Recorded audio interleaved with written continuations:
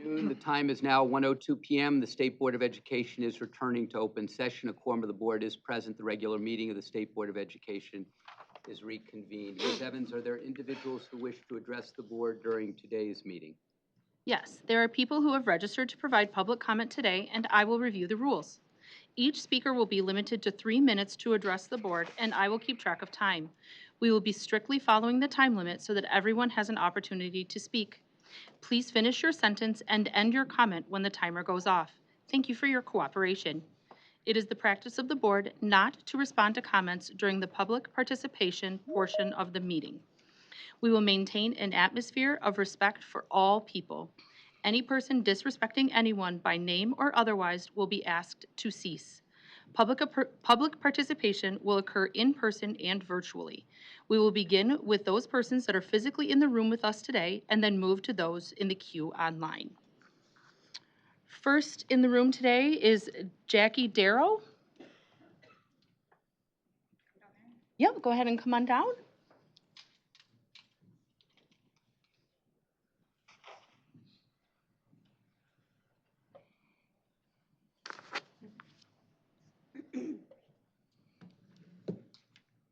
And whenever you're ready to begin, you may. Sure. Good afternoon, Jackie Darrow. I am speaking today as a member at large and executive committee member of the Special Education Advisory Committee. As a member at large, I speak as a parent and on behalf of parents.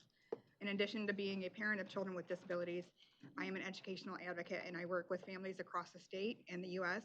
And with that, always have children beyond my own in my mind and thoughts when speaking and advising on issues related to special education. As a committee, we inform and advise the Department of Ed on issues related to special education. My goal and mission and reason for participating in the committee was with my wish to improve services, programs, and opportunities in order to improve the lives and outcomes of individuals living with a disability. My goal and vision is to live in a world where all students, regardless of their abilities, has equal access to education, support, and opportunities to succeed. On SEAC, we are informed of what is going on within special education across the state. We are informed on the things going well and the areas that need improvement. We are informed about the programs and efforts to improve them, and we advise on those plans based on what we as members believe is important to know and consider within them. As a parent of several children, including adults who spent their entire school careers in Michigan, one who's now an elementary school teacher, I have seen things when they were not going well and also when they were. There are some incredible things happening across the state and great efforts being made within the Office of Special Education with the intent to improve programs, services, and outcomes for students with disabilities. I see the progress in these efforts and even more than what existed even just a few years ago. That gives me hope moving forward for students with disabilities across the state of Michigan. There is still work to be done. My hope and my request for this board is to allow and be open to discussion about the things that aren't going great so that we can continue to work to improve things across the state for children with disabilities. I believe we have all of the same goal in mind, and being open to these conversations allows us to work towards achieving that. Thank you for your time, your efforts, and your commitment to this work. Thank you so much. Next in the room is Jason Kennedy.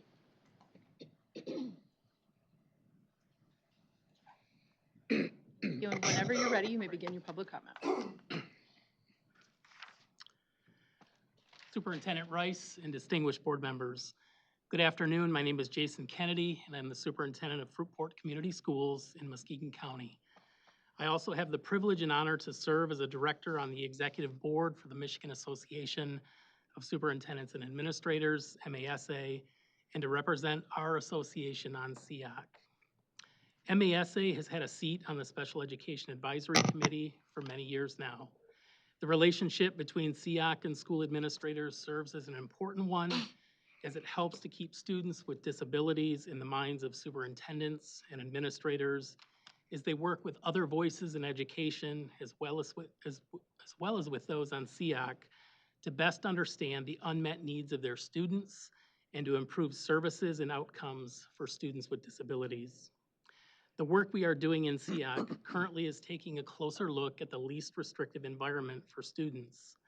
Least restrictive environment, or LRE, is a principle in special education that ensures students with disabilities are educated alongside their non-disabled peers as much as possible, meaning they are placed in the most inclusive setting where they can access the general education curriculum with appropriate supports rather than being segregated in separate classes or schools unless absolutely necessary. It's considered crucial for students with exceptionalities because it promotes social interaction, academic access, and a sense of belonging within the mainstream school community. Being new to SEAC, all the ins and outs of what makes this group work so well are still to be learned and shared by myself and others. But each meeting is providing new insights to gather and disseminate information with administrators involved with MASA. Important information that will help all of us, including you, represented on the State Board of Education, as we work together to fulfill the vision of SEAC to promote positive outcomes for all Michigan students with disabilities. Thank you for your time in serving the students of this great state, and thank you for considering my appointment, along with the many others today, in your agenda to officially serve on the Special Education Advisory Committee. Thank you. Thank you.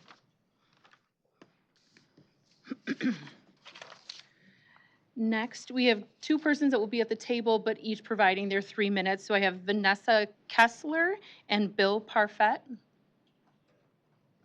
Thank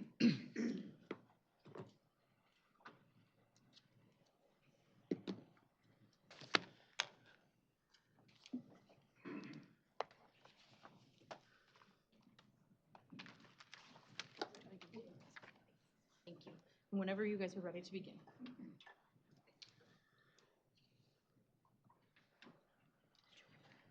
Good afternoon, State Board of Education members and Michigan Department of Education staff. I'm Vanessa Kiesler, President and CEO of Launch Michigan, joined again by Bill Parfett, Chairman and CEO of the Northwood Group, and a proud Launch Michigan board member. And we're back again. We were here last month, and I told you we were going to come back with an update on our grants clock. So we'd like to talk about that, and we also have some other information. So, good news, it's been 42 days since we started the clock, and about 50% of the funds, the grant funds, have been released. However, so that's good. I just want to acknowledge it's a lot of hard work to move money out of the state, so thumbs up. This is largely driven by a couple reimbursement grants for transportation and formula grants for 31A. I also want to note this data is as of last Friday. You have a big, thick board packet with lots of grants in it that is not in here yet, so next month's data will look different. And if the department was able to provide that information sooner, we'd be happy to update it sooner, but we have to kind of, draw a line for when we're collecting the data. Same thing for the out-of-school time grants out of MyLeap. Those, we understand that letters are going to be going out this week, but they're not officially out, so that's not encapsulated either. So there will be a big jump, we think, between November and December. We also want to, as part of coming here, highlight a couple grants that either are going out or are about to go out that are of particular interest. One is Section 51H, which awards $500,000 to conduct a study that outlines the cost of fully providing special education services and supports to students with disabilities through the application of an equity-driven model. I wanted to get the statutory language. And I appreciate our friends from the SEAC here talking about special education, an issue I know that is important to this board and important to educators around the state. So we have really been watching this grant because one of Launch's pillars is an adequate and equitably funded education system, which we can't really accomplish without fully understanding how we meet the needs of our students with disabilities. And critical to this is a data-driven expert analysis of what's truly needed to provide those services. So we were happy to hear just before the board meeting that it sounds like those funds are moving. That grant does have a timeline of a year, so getting that moving so we can get the results.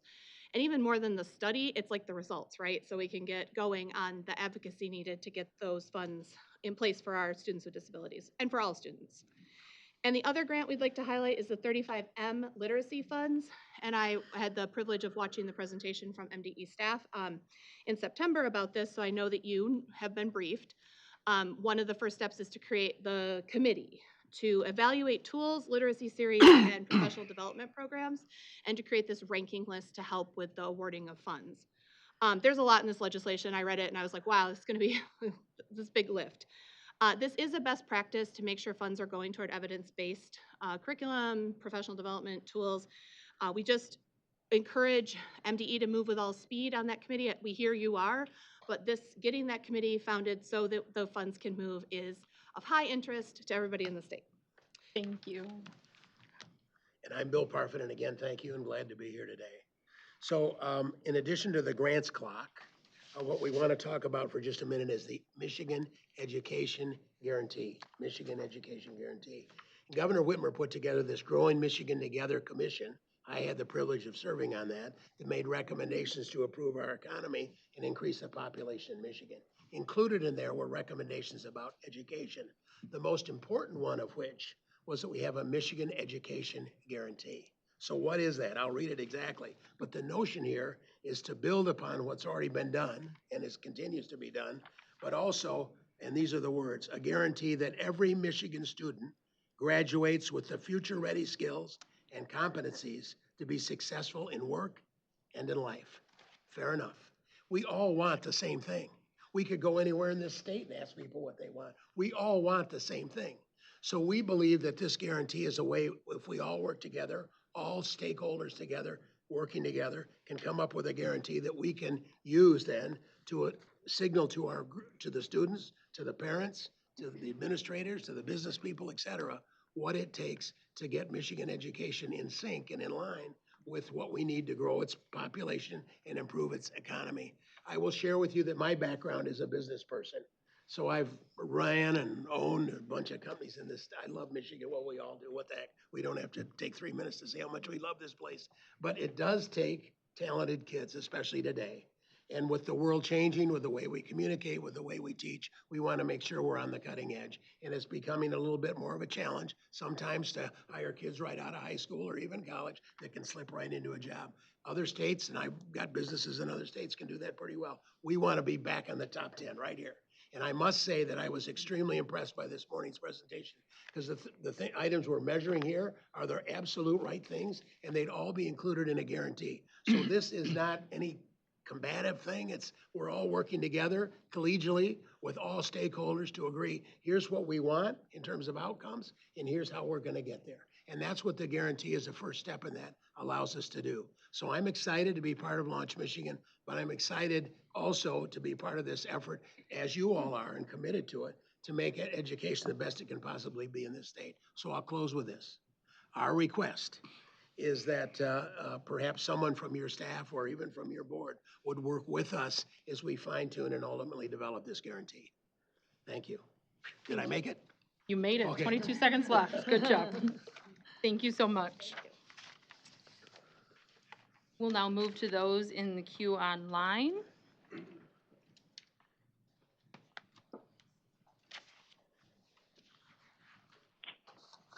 Hello, caller, can you hear me?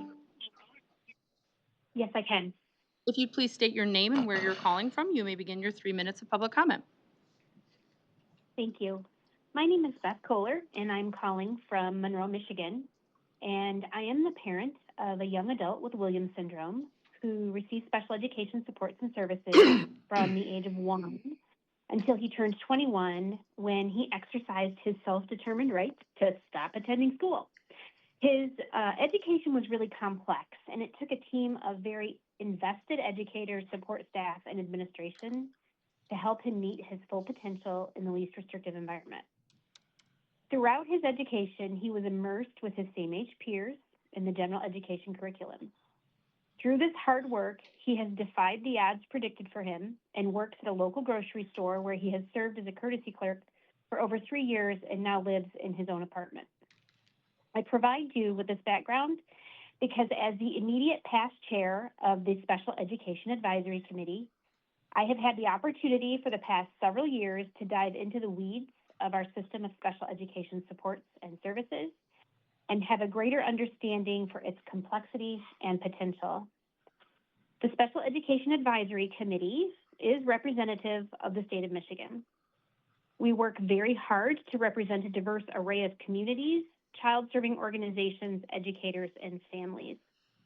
The beauty of this committee is our members come together several times a year to discuss education-related data, the practical application of the Michigan Administrative Rules for Special Education, and the implementation of best practices and other special education issues affecting children, families, and schools.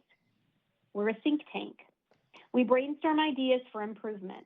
We have thoughtful conversations about hard topics because we all want one thing: what is best for Michigan's children who receive special education supports and services to succeed. So I'd like to take this opportunity to say thank you to the State Board of Education for your support in the work of the Special Education Advisory Committee. That's the end of my comments today. Thank you. Thank you so much.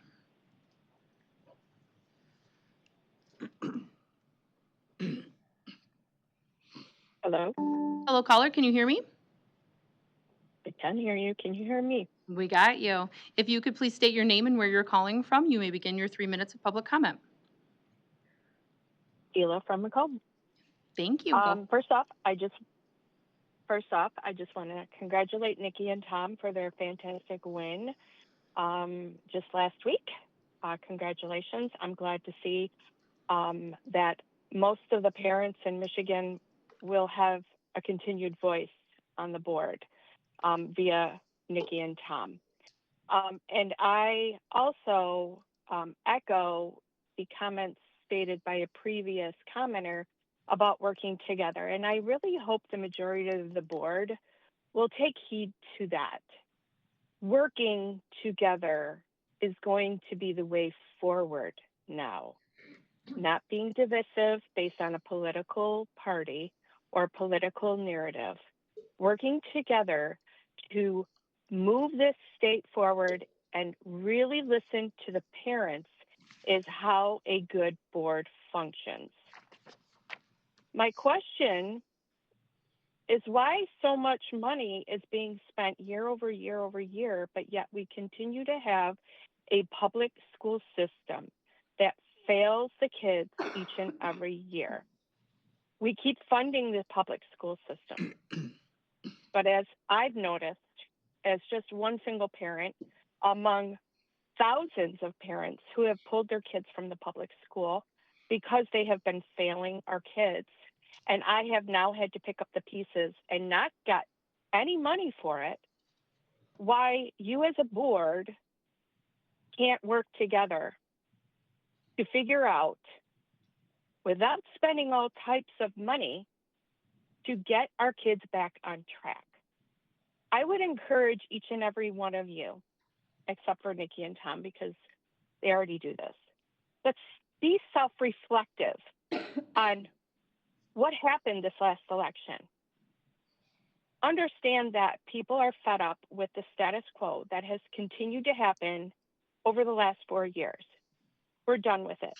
We have an election in 2 years, and if things don't change on the board, we will see a change on the board. My son was far behind in 2020 when I pulled him from the public school system. And I'm happy to say, due to my and other people in the homeschooling community, we've got him exactly where he should be right now. And he's career ready. He won't be going to college because he doesn't want to, but he is career ready. And I wish that other kids in our communities had better opportunity through the public school system. I implore you to all work together for common interest for the parents and the children of Michigan. Thank you. Thank you.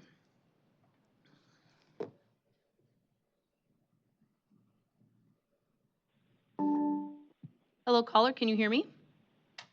I can. Very good. If you could please state your name and where you're calling from, you may begin your 3 minutes. My name is Dr. Jennifer DeWard. I am calling from Grand Rapids, Michigan. Should I keep going? Yeah, go for it. Yep. Okay. I represent Michigan Council for Exceptional Children on SEAC.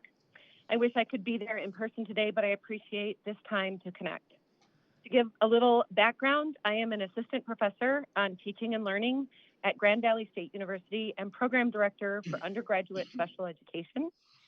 I also represent MCEC as a leader in legal advocacy for special education, and I was a special education instructor and leader at West Ottawa Public Schools in Holland, Michigan for 28 years. Most importantly, my sons and I are products of Michigan's public schools. I first need to start with a sincere thank you to our leaders at the state level that are advocates for our public schools and special education in Michigan. I attend many conferences and professional events across the country and know that we currently have exceptional support here.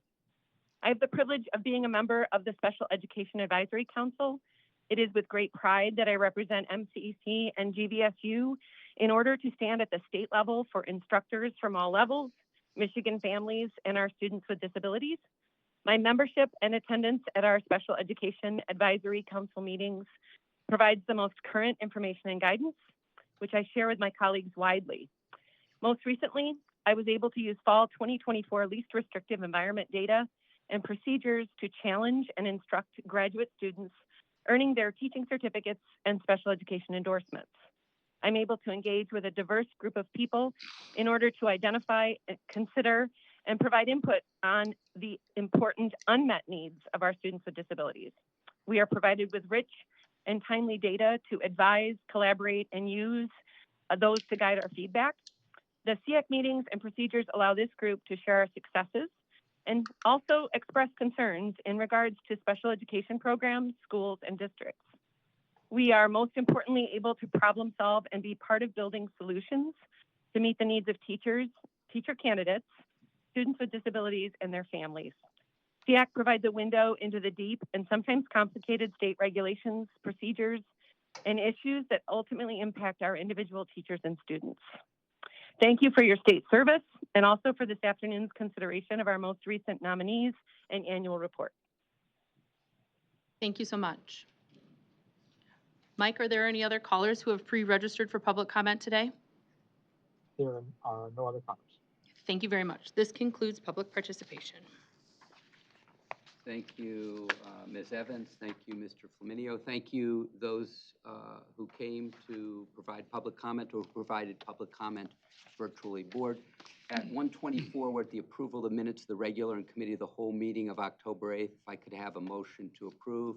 Thank you, Dr. Pritchett. If I could have a second. Thank you very much, Ms. Lipton. Is there any discussion? Hearing and seeing none, if we could do a roll call vote, please. Bullock? Yes. Lipton? Yes. McMillan? Yes. Pritchett? Yes. Pugh? Yes. Robinson? Yes. Snyder? And Tilly, absent. Motion carries.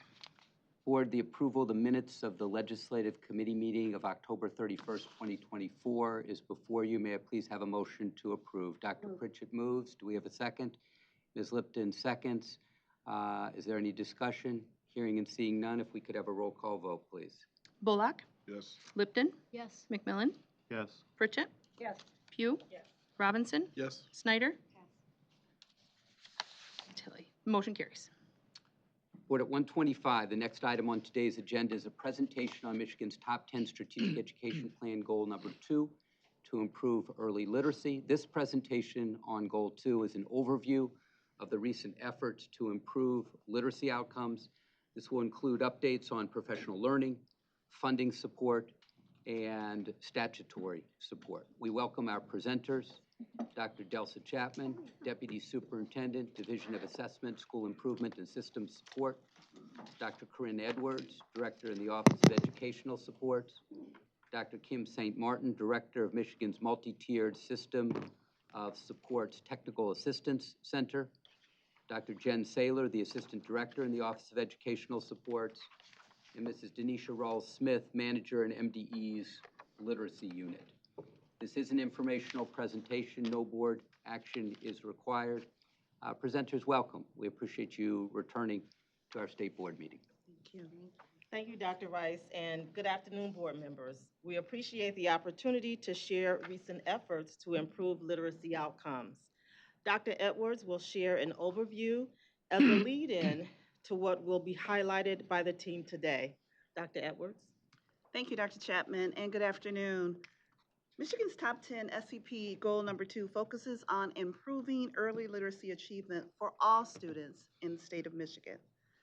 MDE early literacy efforts over the past year, combined with state legislation, are focused on providing instructional guidance, resources, educator professional development, and technical assistance to districts in support of their equitable implementation of these research-based best practices at the local level.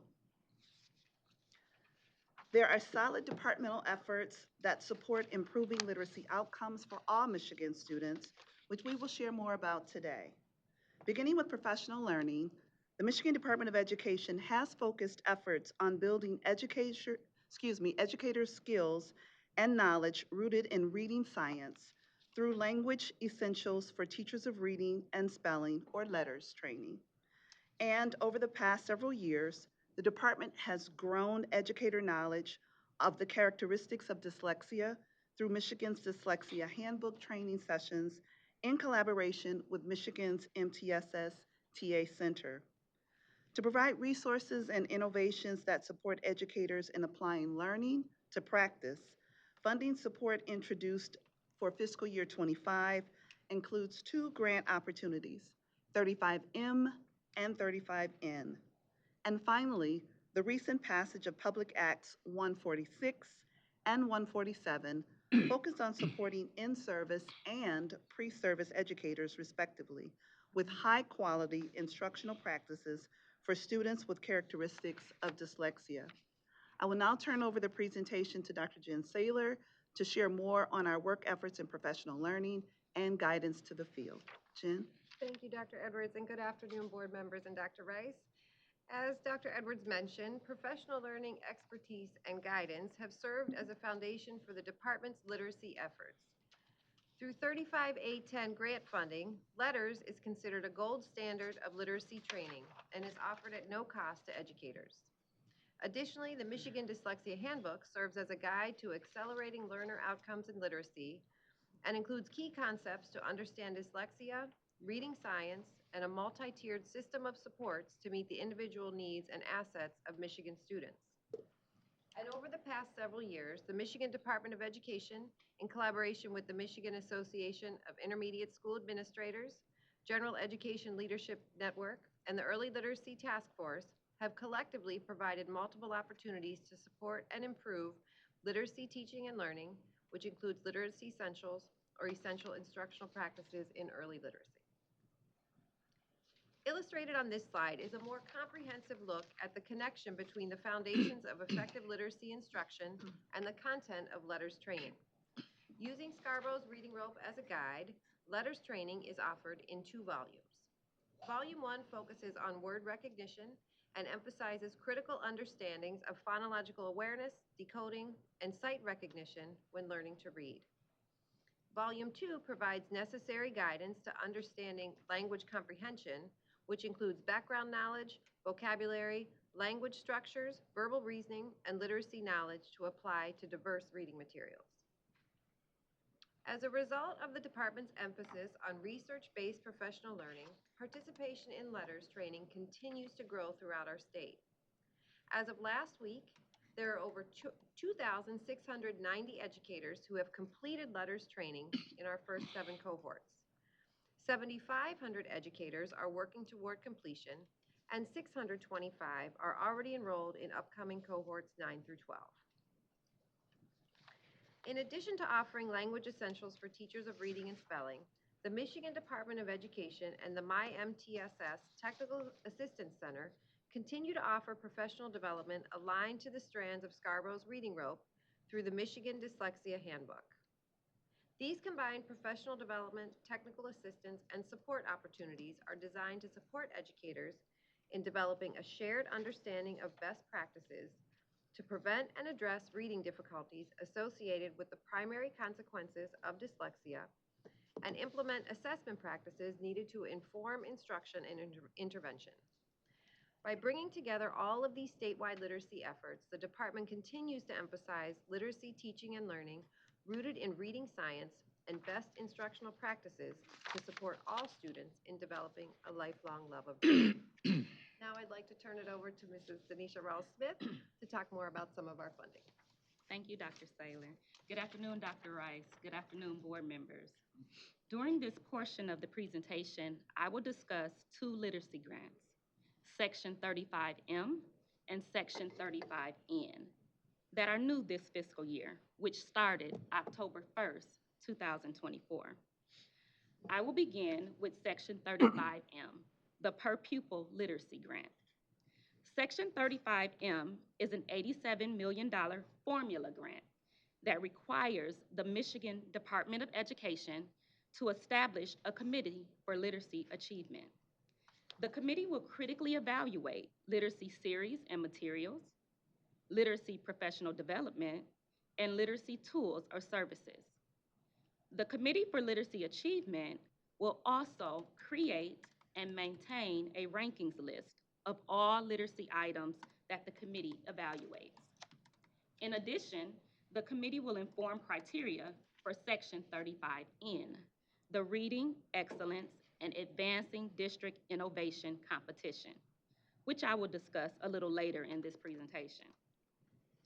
When the application for Section 35M becomes available, district and LEA representatives will review the rankings list of interest to their entity. For example, they will review the curriculum list or the professional development list, or maybe the tools and other materials list. Districts will select the item from the rankings list and apply for funding based on the item they selected. Funding will be awarded to districts according to the item's ranking based on the per pupil formula. Now I will share an overview of the membership criteria and our timeline for completing this work. Committee membership includes representatives from early childhood educators and institutions of higher learning, as well as representatives who have expertise in literacy instruction, research, and program evaluation. As I stated a little earlier, this grant is a part of our new fiscal year, which started on October 1st, 2024. So what does that mean? That means that we could not begin work in creating this committee, until October 1st, 2024. Over the past 4 to 6 weeks, our team has engaged in the process of creating the Committee for Literacy Achievement. During the month of October, our state superintendent began the process of inviting educators, researchers, literacy experts, and higher education representatives to apply for membership. This month, the department will select members of the Committee for Literacy Achievement to be announced in December. Now I will discuss Section 35N, the Reading Excellence and Advancing District Innovation Competition. This is a $10 million competitive grant that requires the Michigan Department of Education to identify a literacy commission to establish categories, structure, and awardees of the competition. Districts will apply to develop and deploy literacy initiatives grounded in the science of reading. The competition will include a series of reporting and subsequent rounds. The final award of $500,000 will be given to one winning district for each competitive category. Once the grant becomes available, districts may apply for funding based on innovative literacy ideas grounded in the science of reading. Districts are also required to report progress to be considered for additional rounds in the competition. The Literacy Commission will continue to evaluate each round of the competition. Finalist districts will be required to develop a presentation to share their progress and results with Michigan legislators. Thank you. And I'll turn it over to Dr. Kim St. Martin. Good afternoon, everyone. Thank you for having me. So this portion of our presentation provides an update on Public Acts 146 and 147 of 2024, the K-12 literacy and dyslexia laws. On October 10th, 2024, 2 bipartisan bills were signed into law by Governor Whitmer with the goal of improving reading outcomes for learners in kindergarten through 12th grade. Public Act 146 focuses on practicing educators, or those who are in service, while PA 147 provides guidance to institutions of higher education to support pre-service educators. As a result of this law, MDE is going to develop a literacy coaching model that will expand to grades 4 through 12. Per the legislation, MDE will update a list of screening and progress monitoring assessments by January 1st, 2026. In addition to publishing a list of assessments, a list of elementary reading resources will be published by January 1st, 2026. Curriculum resources are the materials that teachers use with all of their learners in the classroom for reading instruction. Assessments and reading curriculum resources that are used with all learners in the classroom and with those learners who are receiving intervention need to align with quality evidence, meaning they are evidence-based and align with the science of reading. PA 146 defines evidence-based and the science of reading, among other things in the law.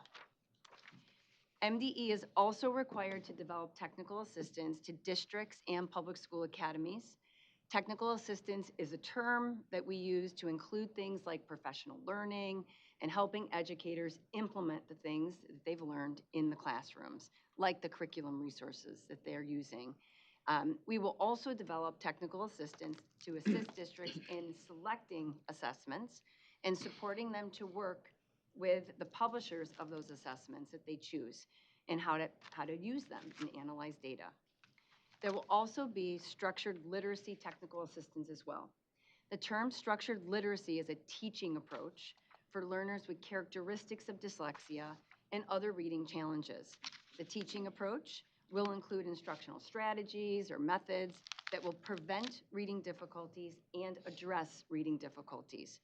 Finally, we will help people understand dyslexia, including characteristics for students in the early grades through grades 12.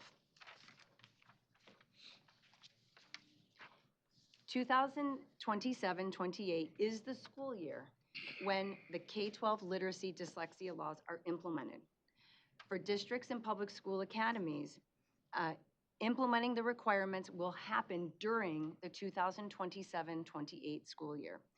In the 2027-28 school year, districts are responsible for selecting, screening, and progress monitoring assessments from the MDE updated list. In the previous slide, I outlined some of the professional development or technical assistance that MDE will provide. Districts are responsible to provide assurance to MDE that literacy coaches and educators providing reading instruction to their classroom students who are accessing intervention, that they receive the professional development in dyslexia characteristics, structured literacy, instructional strategies, and a multi-tiered system of support, or MTSS. They will also implement or use the instructional practices and implement the English learner requirements. Those requirements are related to distinguishing dyslexia characteristics of English learners who are more proficient in speaking English, in speaking the English language, from learners, English learners who have limited language proficiency. Finally, for institutions of higher education, Public Act 147 states that by September 30th of 2027, teacher preparation programs must offer pre-service teachers instruction in dyslexia characteristics, instructional adjustments to support learners with dyslexia characteristics, support them in learning to read, and classroom and school-wide MTSS implementation. Finally, PA 147 requires institutions of higher education to provide coursework that is aligned with the science of reading research. I'm going to turn it back over to Dr. Edwards and Dr. Chapman. Thank you. And this concludes our presentation, Dr. Rice. So back to you. Thank you very much, Literacy A team. You're doing a great job. We appreciate your leadership. Board members, questions or comments? Just a quick question. In terms of actually populating the CLA, does the department contemplate, in other words, how does the department contemplate disseminating the application? Is it more like you know, people will go onto the website and find it, or do you sort of imagine like a, I don't know, some kind of marketing or, hey, you know, apply for this? Or do you have any thoughts on how you intend to deploy that application? Yeah, go ahead. Go ahead, For Anisha. clarification, you're speaking about the membership application? Yes. That application was deployed via email, and a letter from Dr. Rice was sent to invitees for them to apply. And once they expressed interest, we sent them a link to the application for membership. Okay, and that, I assume, closes at the end of this month. Phase 1 did close in October, and Phase 2 closed this week, yes. Okay, thank you. You're welcome. And so to be clear, phase 1 was people that we had identified with strength in early literacy. Phase 2 was an outreach to our associations, their executive directors, for potential additional members, for recommendations of nominees. And so EdOrg executive directors, we met with EdOrg executive directors.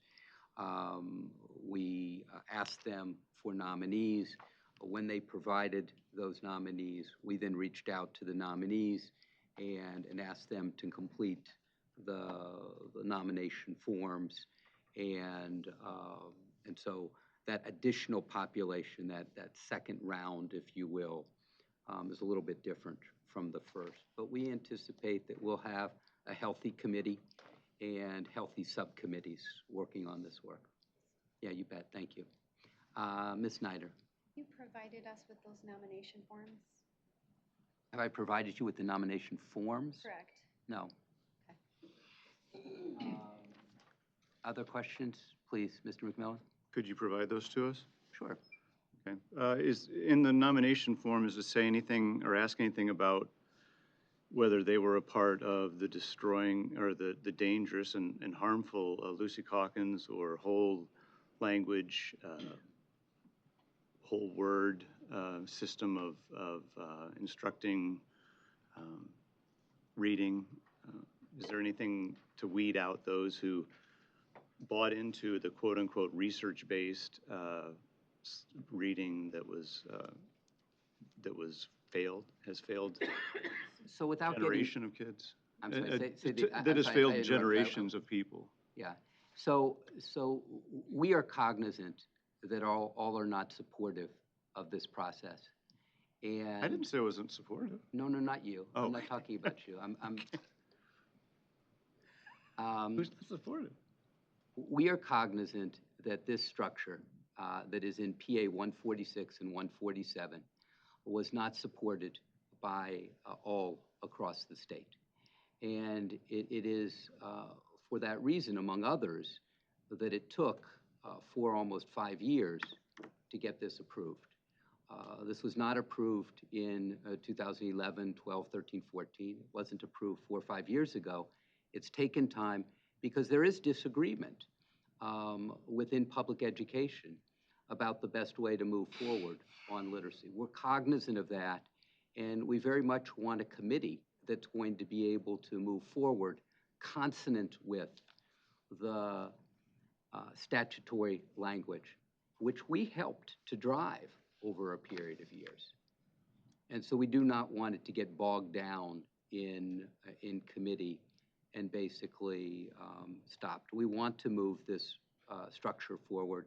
This is a structure that we advocated for, that we lobbied for, we feel strongly about. If I might, Please, so there yeah. are people that still believe, and I think I even heard in my home district, they may be, or no, it was Troy maybe, they're still using the Lucy Calkins method. So there are some who still, I'm not as, are there still some that agree with that? Well, I'm not fixated on any particular local school district. I am saying, though, that the structure in PA 146 and the structure in PA 147 are not uniformly supported, and that there were individuals and there were organizations that pushed back against this. And it's a matter of public record. We're well aware of that, and we want committee members. We want some strong discussion in committee and in subcommittee, But at the end of the day, we don't want to recreate what we've had. I think that's to your point, without reference to Lucy Calkins. Right, I think yeah. that's to your point. That's fine. I guess it's very, if I may, one last time. Please. It's interesting then, so on this committee, there are gonna be awards of this millions of dollars, and some on that committee will think this is gonna not be helpful. That, you know, they're gonna disagree, so whoever is the majority it may very well come down to whoever the majority of people that agree with a certain method, that's who's gonna be awarding the money, and those who say, no, what you're awarding is actually not gonna be helpful to the students, or maybe not as much as, it's an interesting dynamic that I hope it will be extremely transparent. I mean, now I even more so want a question on that application to understand the makeup of this committee. Right. So we are initially crafting standards, and subsequent to that, making decisions about awards based on those standards, and subsequent to that, making determinations about how the entire state will make determinations about screeners within their, screeners of characteristics of dyslexia in their local school districts, number one, and literacy materials in their local school districts, number two. It's a series of actions, sequential. We feel strongly that we have strong committee members. We feel strongly that they will do a terrific job, and that it will be consonant with the statutory language that we helped to create. We do not believe that it's going to be a tussle about the philosophy that undergirds the work. We do think that reasonable people can disagree on narrow strokes. We acknowledge that. And so what that ends up looking like, we'll find out over the next 14 months. But we feel like the people that will be assembled will be people that believe that this structure, that this way of approaching literacy, narrowing the acceptable pre-service and in-service professional development, narrowing the coaching model, deepening the in-service, deepening the both pre-service and in-service, deepening the coaching model, and narrowing and deepening the materials that get used. We believe that that the people who will be on the committee are people who are there not to disrupt the committee, but to further the goals of improving literacy achievement in the state. Thank you, Mr. McMillan. Senator Bullock. Question of curiosity. And you can ask my literacy experts. Yeah, question of curiosity. Just to be clear, they tolerate me. Well, the question was like, I think so I talk asked to the people with the knowledge. Last month I asked about the potential committee folks, and we said something about we wanted literacy experts, right? Mm-hmm. So, and then so are those backgrounds diverse? Are they all former teachers, professors? Are they superintendents or former superintendents? Like, how do you? All of the above. But no former high school French teachers. No. Well, they might have I had a response, but I'm okay. Unless they have strong early literacy background. No former high school. If they have strong early literacy backgrounds, we welcome them to toot their own horn and to dance to the beat of a different drummer. Okay. But in the absence of that, you really need the early literacy piece. You can be of good intention. You can be of good faith. You can be a strong educator in a host of different ways, but you've got to be strong when it comes to early literacy. Yep. And specifically relative to the science of literacy. I think back to Mr. McMillan's question, not to continue to go, Oh, yeah. go back there. It was just curiosity question. Yeah, no, I respect that. Thank you, Senator. Ms. Kuzmano. First of all, thank you for this presentation. And when I'm speaking, I do not have a background in early literacy, even though I'm a high school English teacher, but my mom was a 30-year kindergarten teacher, and this is her wheelhouse. And one of the reasons why she retired probably before she did is not that she didn't have the training, but just the amount of time it takes to properly work with kids, our youngest learners. So I really appreciate this plan. I just want to say, hopefully, on that committee or whatnot, that there's some cognizance about the realities of those youngest learners and teaching those processes in the classroom. And I think that that's just really important. So that's all. Thank you. Thank you. That was a really strong indication of who belongs on a committee and who doesn't. When the Michigan Teacher of the Year says, not my wheelhouse, really important, not my wheelhouse, not where I belong. I belong teaching high school students and teaching people about teaching high school students ELA. Thank you very much for that, Ms. Kuzmano. Dr. Pritchett. Thank you. Maybe it's because it's the afternoon, I don't know. I'm trying to get my head around this. The committee, and then subsequently the application for the $87 million plan is one piece of it. Then we have the implementation of the statutory language in the bill. That's a separate piece, correct? That committee doesn't have any jurisdiction, for lack of a better term, or leadership within implementing the statutory part. That's all MDE and et cetera. Am I correct in that, or am I missing the? No, that's correct. Okay, all right. And I reiterate again with my colleague here across the table, I was a high school teacher. We don't know anything about reading. Well, we do, but in a whole different realm than early literacy. So, thank you. Okay. Thank you, Dr. Pritchett. Any other reflections? First bites of the apple before seconds, seconds subsequently, third bites of the apple we're holding off on, once, twice, thrice. Mr. McMillan, back to you for a second bite of the apple. I mean, I would just say that this desire to have experts, the experts failed generations of kids. So I'm not sure, I put experts in quotes. And will this committee, with the $87 million handing out, is it subject to Open Meetings Act? Not just is it going to be kind of open or whatever, but is it actually subject to OMA? It's a question. We can certainly ask our legal counsel. I wouldn't think that the answer to that would be yes, but we'll ask our legal counsel. Okay, and if it's not yes, I would assume that we can basically follow Open Meetings Act voluntarily. I would hope that, especially when money is involved like this, and such important things as how our students will be reading, and given the history that experts have failed, quote unquote, for decades in this area, you know, I think that the more open this is, there's certainly going to be lobbying, all kinds of stuff whenever money's involved. So I would urge OMA. I would make sure that everything's FOIable. I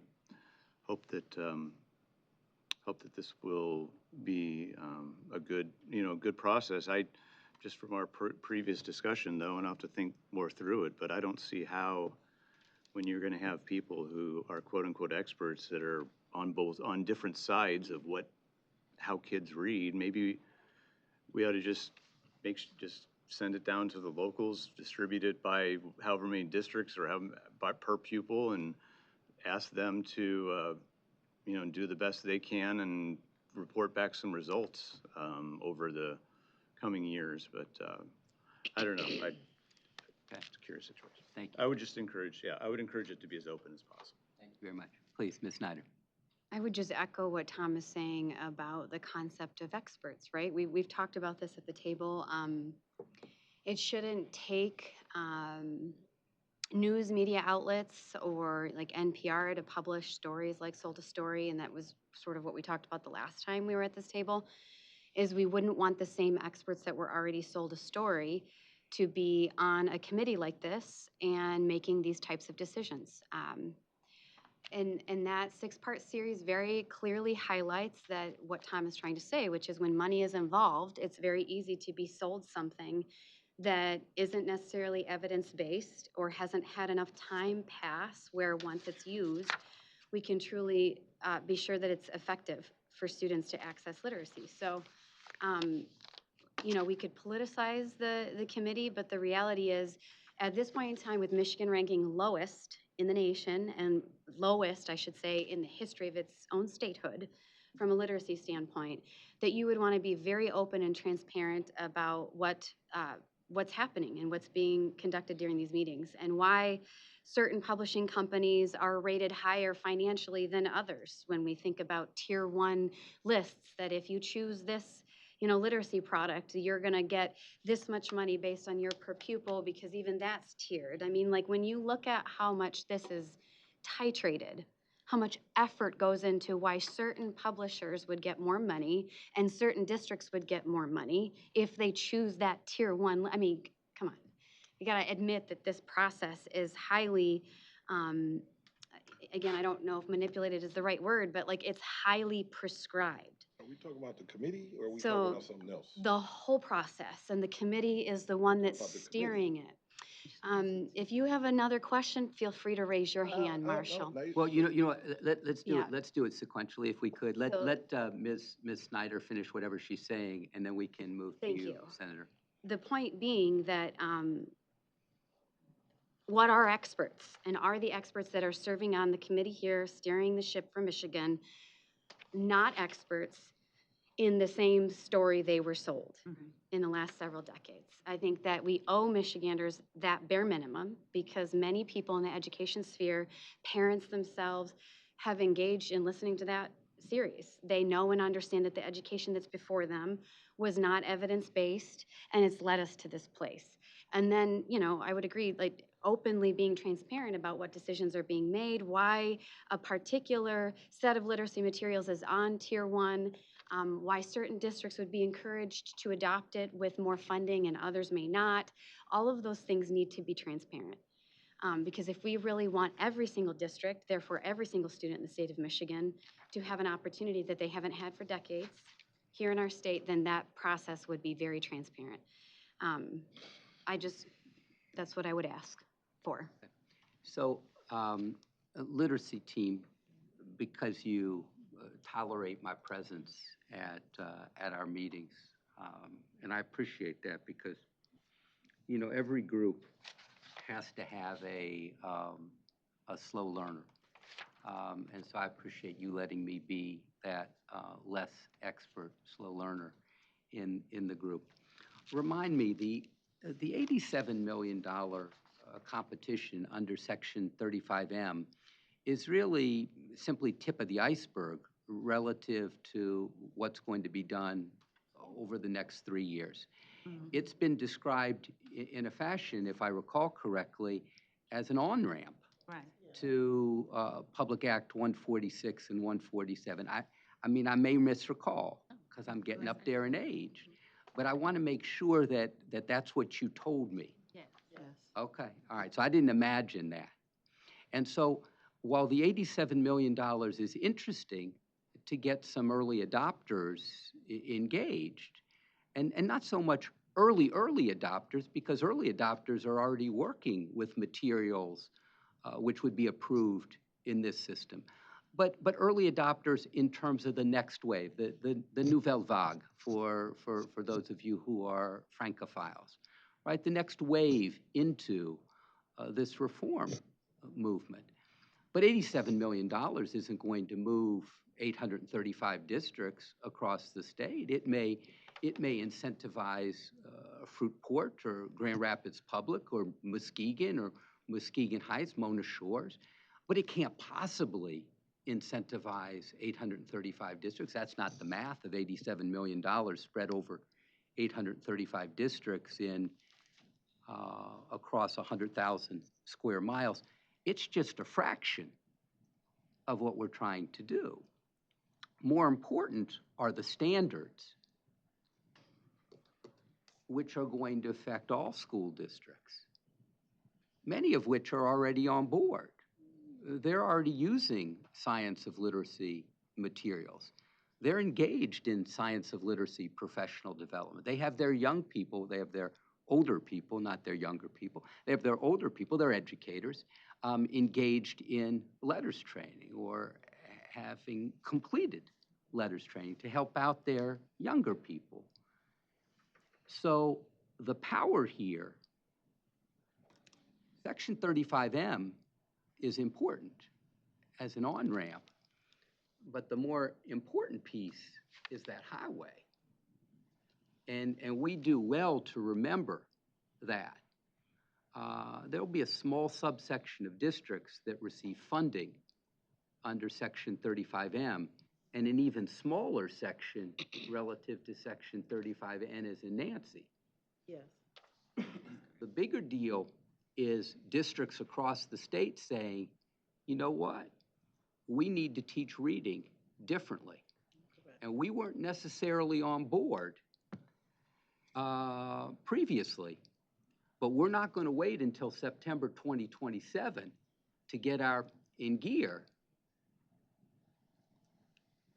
We're going to shift now. We're leaning into that letters professional development. We're exploring our supplemental materials. We're beginning an early literacy series review process, because we're not going to wait 3 years, which we're permitted to do by statute. We'll get a move on this. That's the bigger impact. And I understand when people see money, they focus on money. But to be clear, the biggest impact here is not in Section 35M and N. It's in what you're doing around PA 146 and 147. Correct. And that's not my view. That's the view of you all, the literacy experts. Because Superintendent Kennedy, I'm just a guy, okay? But they know literacy. That's what they're about. So I want the board to understand that the Section 35M work, the initial committee work, is most important around standard setting, not around selection of. It's the standards which are critical. And then the selection, yes, gets some engaged. But it's what are we doing for 835, not what are we doing for 20 or 30 or 40 or 50 or 60 or 70 districts in the state. That'll be prelude to the main event. Right. Okay. Other reflections. Dr. Pugh, I believe you had your hand up before I felt my preach. I beg your pardon. I'll reserve. You gonna reserve? Yeah. Okay, all right. So, any other questions for our literacy team? Well, Please. yeah, given that what you just said, so is it possible that the standards that you said, people are jumping into now and that have been corrected and no longer whole language, or is more letters, which is a lot more phonics, is it possible that the committee of quote-unquote experts is going to come up with ways of teaching that are different than the standards? No. So we're going to have standards, and then we're going to have awards for things that are different than the standards, Right. maybe even opposite. So you've got a series. We know what the science of literacy is. We So have why a wouldn't series. these we have experts just award $87 million for people who are going to do that? We have a series of standards. Number one, we are going to determine approved screeners. Number two, we're going to approve a list of approved literacy materials. Number three, and while those are going to be used as the basis for awarding $87 million, and of course, that's a lot of money on the one hand, but it pales in comparison to the impact on the back end. I just want to be clear. I mean, I'm not suggesting the $87 million competition, if you will, is irrelevant. But it's prelude to what will have the bigger impact, which are the changes in state statute. And I might add, there hadn't been much in the way of literacy statute.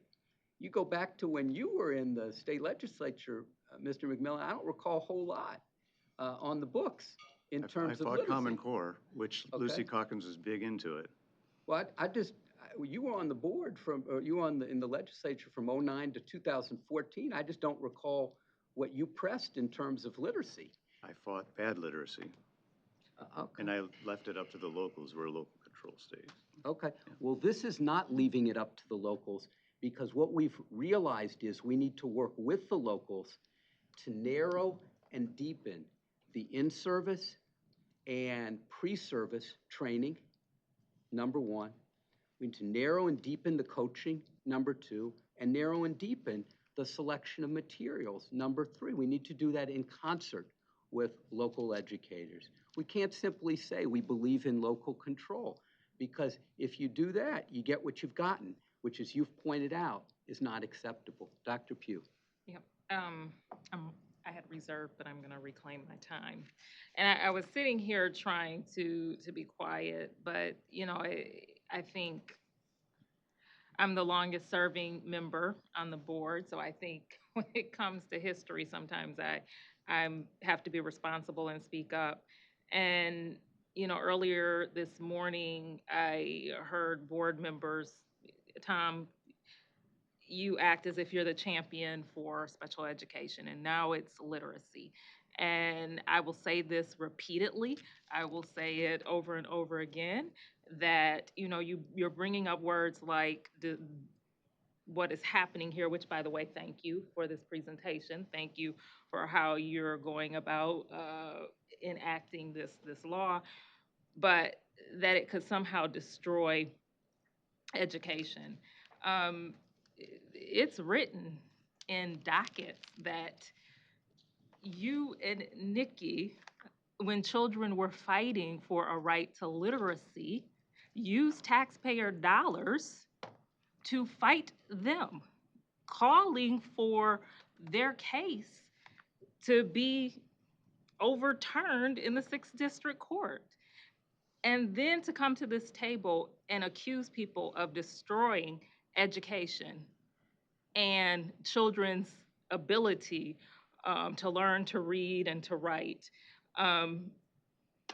We can't have another 8 years of this revisionist history. And I think it's just my responsibility to speak up and speak out against that. Okay, thank you, Dr. Pugh. Other reflections from board members? Ms. Snyder. Yeah, I would just say that's an entirely inaccurate interpretation of what happened with that case, and it would take like several meetings to unpack the work that Tom and I have done in literacy. Since we campaigned together in 2016, we have been absolute champions of effective literacy. And since that time, since 16, that is when NPR came out with their entire investigative series on what has gone wrong in literacy. And by the way, that case was not going to further the systemic change that we have fought for at this board table and will continue to fight for. The reality here is that even, you know, if we're going to debate local control over literacy standards, I've heard many of us say, trust the experts, right? Trust local educators to develop curriculum. And then I heard at a separate part of this table, or meeting at this table today, that it's ISDs that develop curriculum. So there's this wide vast of who exactly develops curriculum, who exactly makes the decisions, how does that really impact the whole? And the fight that Tom and I have had from the start is high quality literacy. That voice can be used at the local level, it can be used at the state level, it can be used at any level of the conversation. And that's not necessarily something that Tom should be writing a piece of legislation on. That's actually work that we should be doing at this board table, which is exactly what we've been pushing for. This is exactly why the board is in existence as a result of the last constitution that we adopted in 1963. So I'd argue that if there's a problem in literacy, the most experienced person at this table would understand that we need to step up and do something different, because it's our constitutional job to oversee all of K through 12 education. And if you don't take any kind of personal responsibility in that conversation at this point in time, that's a problem. I think that's the entire problem of the effectiveness of this board. Okay. So, no, I am not done. The reality here is if there's legislation that's going to have an impact over literacy materials, it would open up and quite literally do surgery on how money flows through the adoption of literacy sources and materials. Because we've seen in every other system and every other infrastructure, including healthcare, that when we have conflicts of interest, when we don't open up the transparency that I'm asking for within this committee, that's when we go wrong.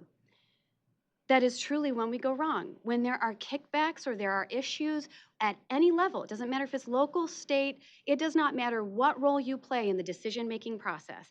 If money is involved, there needs to be transparency and accountability. That will be best for the system on the whole and best for every single student in the state of Michigan. So instead of pointing fingers, just start looking forward with what legislation would actually be appropriate for this situation, where the accountability lies, and who needs to take responsibility for their decision-making within the equation overall. Okay. Thank you, Ms. Snyder. Any other reflections? Mr. McMillan? I'm sorry, yeah, but it would only be fair after I was attacked directly to be able to respond, and I appreciate that. So I didn't say anything about destroying education, but I do, a couple of months ago, I did give credit to the Oakland County, or Oakland NAACP a few years ago for observing that the, failed whole language was destroying a generation, a lot of their kids' ability to read correctly. And I think that was one of the turning points where it was safe to go ahead and criticize the whole language and something that had been harmful to kids for decades.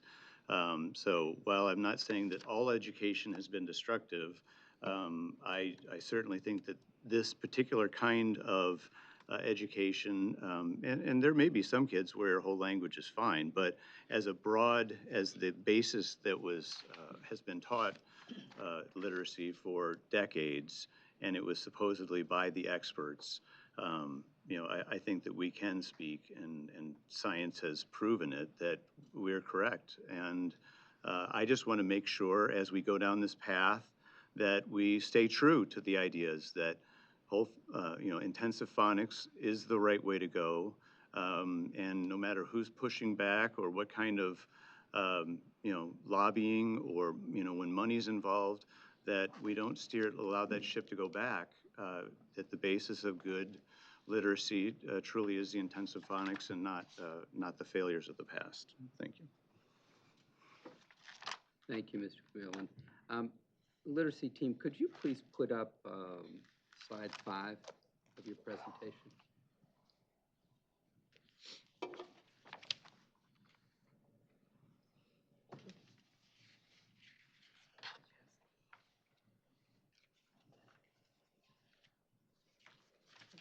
That's 9.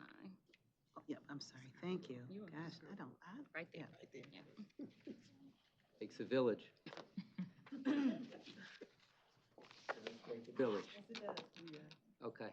So, Board, you've had this in front of you in 2 presentations today, in the All Goals presentation and now in the literacy presentation. And you've seen Scarborough's rope before, but I do think it bears mentioning a 3rd time in today's meeting, and to explaining for a 3rd time the importance of all aspects of the rope. It is not a single strand.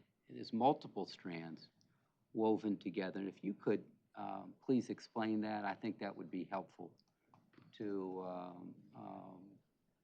all who are listening. So I can do a quick review and overview. This is based on the professional learning that's offered through the letters training. The orange-red section on top is language comprehension.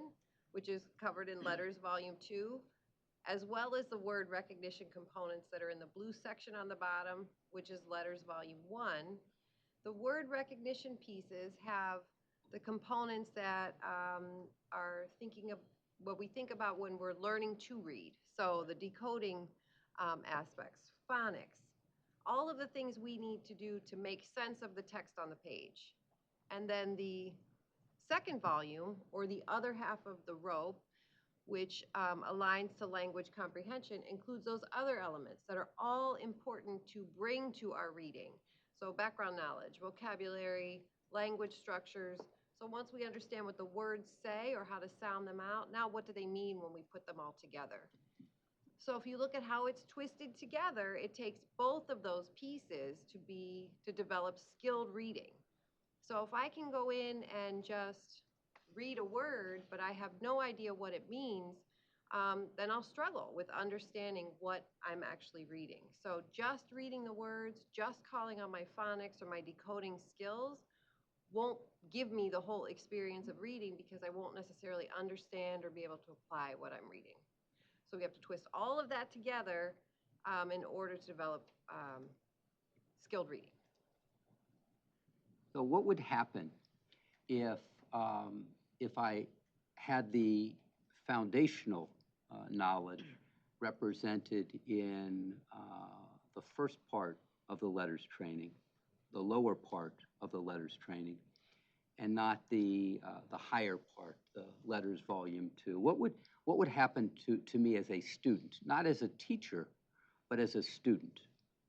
So I would essentially walk away by just being able to read words on a page without the understanding. And this is where, Dr. Rice, perhaps your former French teacher experience may come into play, because you may have had students that could sound out words in your class, but without the context, without building their background, their vocabulary, their cultural awareness, they may have no idea what they're reading. So if we even imagine reading in a language that we may not understand, from that perspective, we don't know what the vocabulary words mean. We may be able to sound them out depending on if it's an alphabetic language or not, but we may be able to sound the word out, but have no idea how to apply it. Conceptually, we don't know what the words mean. So we would walk away with very little understanding of our reading. So reading is, in part, the decoding, which we've discussed using one word or another. But it's also beyond that. It's developing fluency, it's developing vocabulary, it's developing knowledge, all of which come to the next text as prior knowledge, and which help you build on your learning. How many of us have had the experience of reading something that we don't understand at first blush, and we reread that, and we reread that, and we reread that? And we're talking about people who, in many cases, are very, very well educated. 4 of you have your doctorates. All of you have advanced degrees. There are many at the table who likewise have advanced degrees.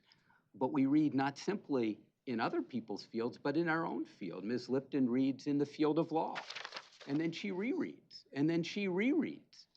Not because she's incapable, not because she doesn't have experience, but because you're constantly building that structure to understand more and more and more. Well, with little ones, of course, the structure is beginning. It takes time to develop that structure of knowledge, of vocabulary, of fluency that helps you build on top of it. So for a young person to just learn the initial skills doesn't get them where they need to go. And you can't learn the subsequent skills without having a foundation upon which to build. So they're each necessary, neither sufficient. Correct. Okay, all right, very good, thank you. Just wanted to make sure that I was in the same meetings. Thank you very much. Anyone else for the good of the group? Ms. Snyder. Yeah, I'm sorry, I'm gonna cap off. Everything that was just said sounds great, and it is accurate. Now, is it in the materials we're providing? And are the educators equipped to utilize those materials? And is the accountability present within the process with which we choose the literacy materials that reflect the great discussion we just had?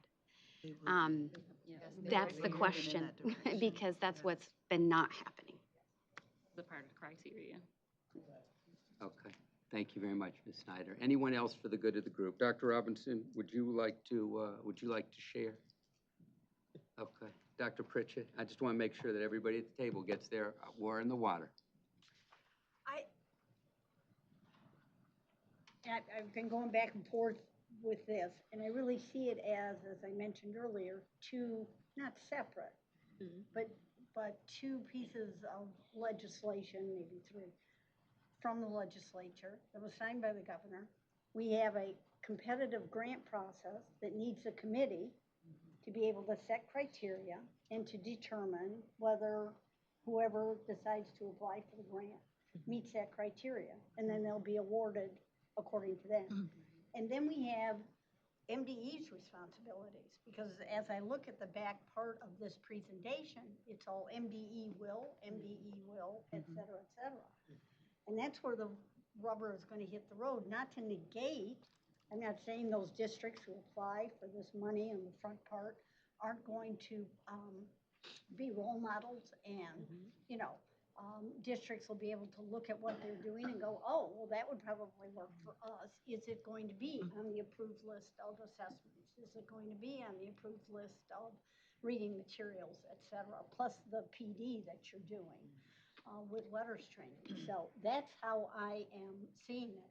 I think we're all on the same page. We want literacy to improve in the state of Michigan. And we've now got some, like a better term, control over it to a certain extent.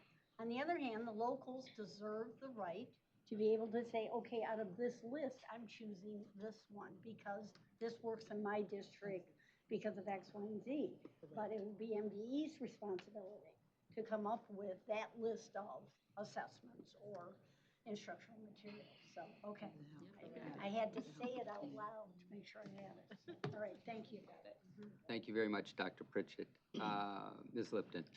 And just to add on that, just as just very, very basic statutory construction, I mean, the legislature had the ability to debate and decide this. And so the legislative process gave much of the authority to MDE. I mean, you are following the language of the statute. If the legislature, in their eminent wisdom, had wanted this to be subject to FOIA and the Open Meetings Act, again, as basic statutory construction and statutory interpretation, it would be in the clear language of the statute. I mean, you are, in fact, following the language of the statute. Yes. Correct? We are, That's yes. correct. Thank you, Ms. Lipton. Anything more for the good of the group? Once, twice, thrice? Literacy team, thank you very much. We appreciate your presentation. Have a good rest of your day. 225, the next item on today's agenda is a presentation on the approval of nominations to the Special Education Advisory Committee and presentation of Special Education Advisory Committee annual report. Each fall, the State Board of Education is asked to review the Special Education Advisory Committee, or SEAC, annual report. In addition, approve nominations to SEAC membership. There's a total of 15 vacancies. Attachment A lists the organizations that are represented on the committee. Attachment B lists the individual nominations in their respective terms of service. Attachment C provides biographical information on nominees for the vacant positions. We welcome our presenters, Dr. Michelle Harmala, MDE Deputy Superintendent for Educator Excellence, Career and Technical Education, Special Education, and Administrative Law, Dr. Terry Rink, Director in the Office of Special Education, and Dr. Terry Pettit, SEAC Facilitator. We appreciate the fact that Dr. Harmala is not similarly named Terry.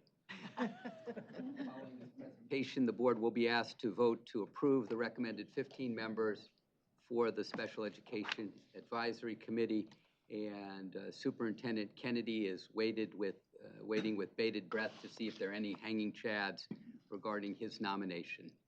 So what we're going to do is we're going to have you present first, and then we will get a motion on the table to approve the members.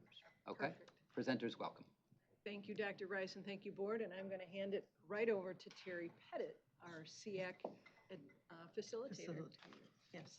Good afternoon, Board. Dr. Rice, it's nice to see everyone today.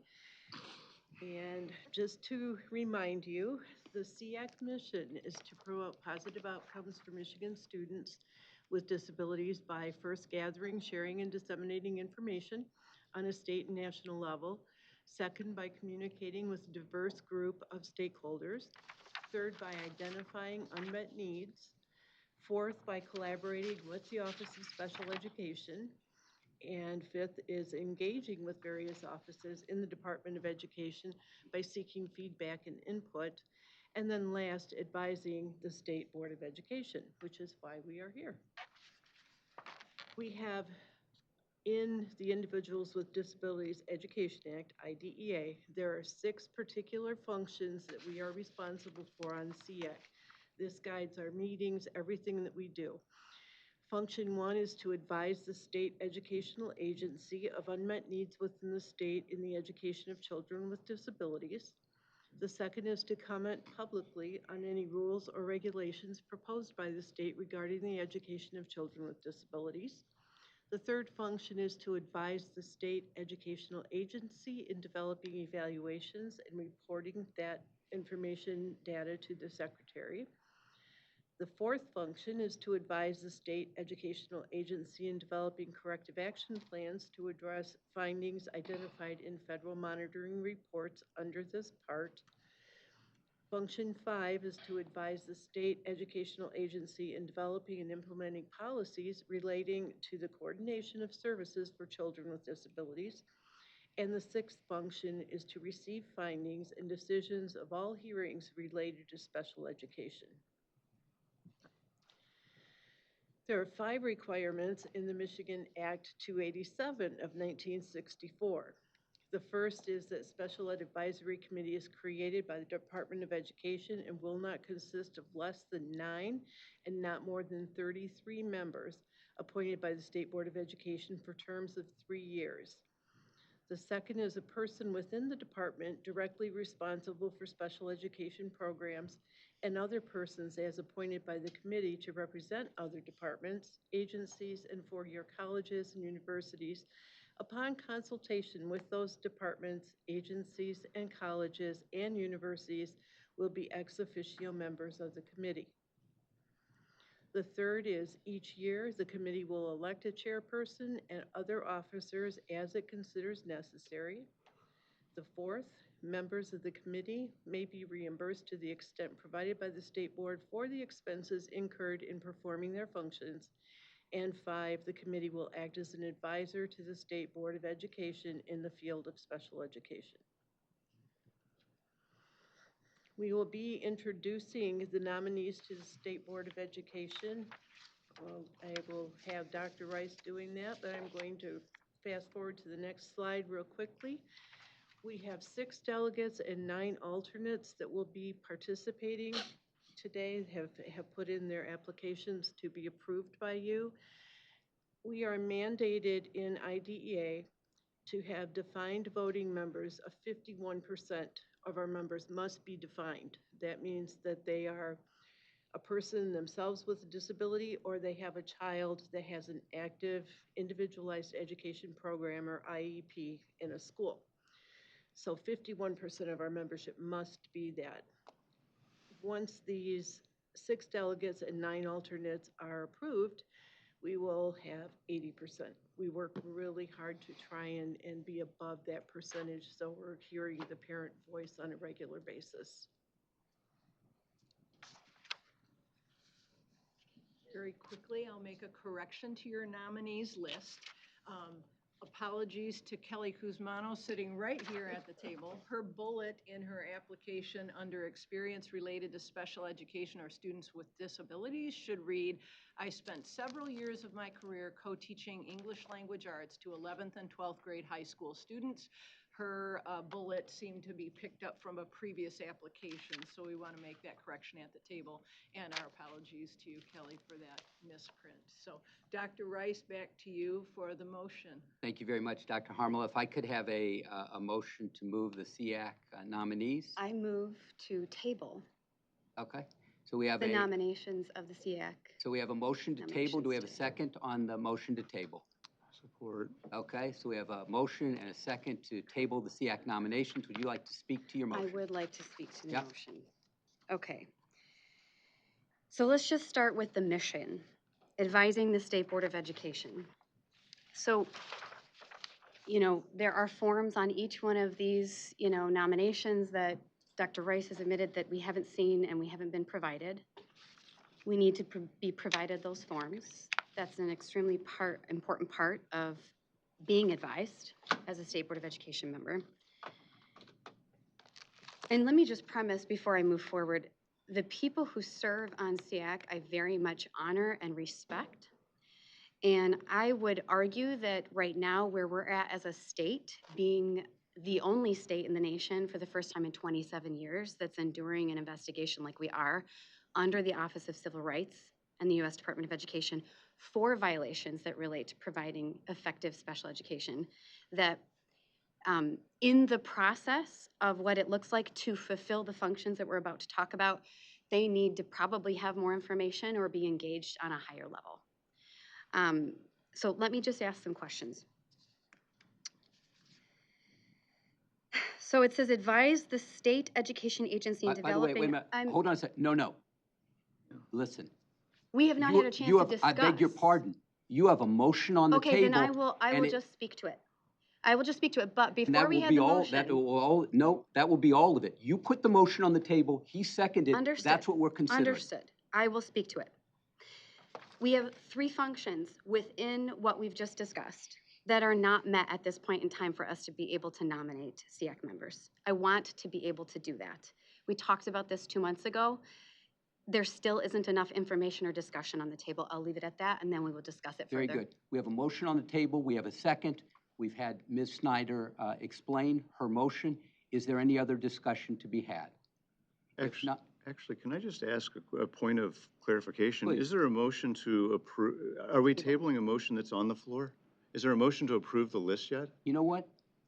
She moved prior to the motion to approve. She moved to table. So we're considering her motion. You seconded it. Yeah, I know, but I'm Now, just if you asking. thought it was off base, you probably should have done that pre-second. We've got a motion, we've got a second, and we're going to consider it. We can work through this with more candor. Like it's. I mean, we're not tabling. So we have a motion to table, and we have a second. What are we tabling? We are the tabling the agenda item around SEAC nominations. That's what your board colleague put forward, and that's what you seconded.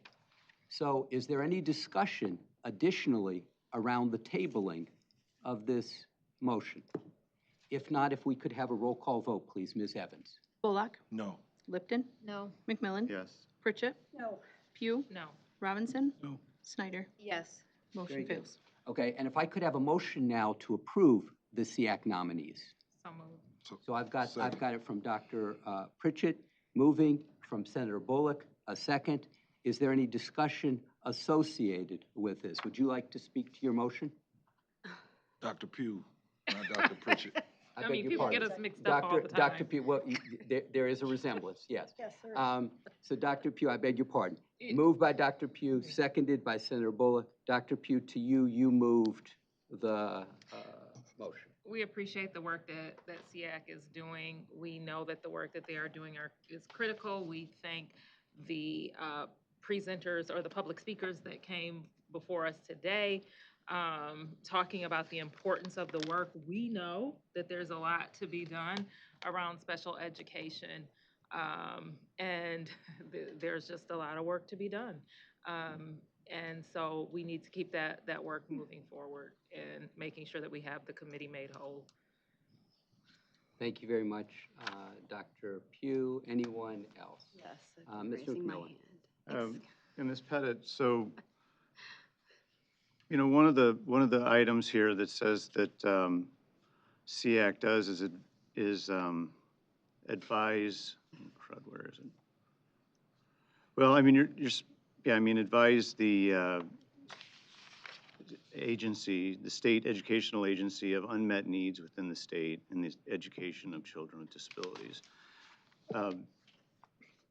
Do you and members of SEAC have it, support Marcy Lipsett's complaint for Office of Civil Rights that, you know, the state failed students with disabilities during COVID?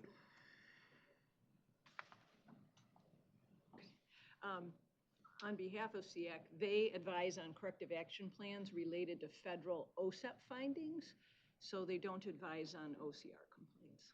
Well, no, but I mean, the complaint has to do with how kids were treated with students with disabilities. It's very simple. The answer should be, of course, not, no, we do the bidding of MDE. I mean, what is it that you know, you have no problem, and nobody on SEAC has any problems with what happened to students with disabilities during COVID? Is that what you're saying? Board Member McMillan, you are out of line. I'm You know what, asking. This is on the agenda. I didn't put it on the agenda. You know what? What's on the agenda are the moving of nominations. That was also says their annual that was- report. This is that the was- annual report also. This is it. You know what? This was a motion, if I could. I asked for a motion on the nominees. Your colleague asked for a motion to table. We considered that first, and then we considered the motion for the nominees. You're free to ask questions on the annual report after we consider the resolution that is on the table. No. You're knowledgeable enough about parliamentary procedure to understand the question on the table. Okay, let me rephrase the question. Ms. Pettit,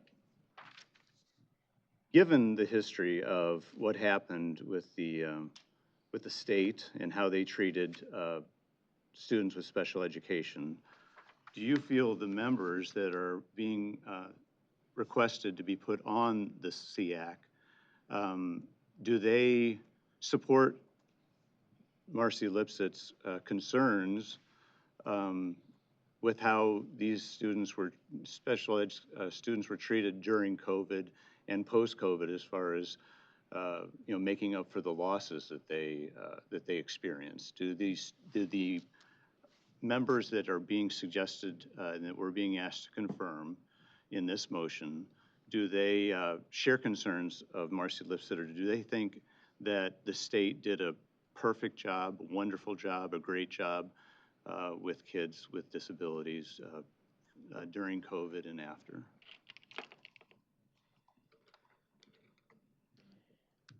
We have not been informed of the OCR complaint.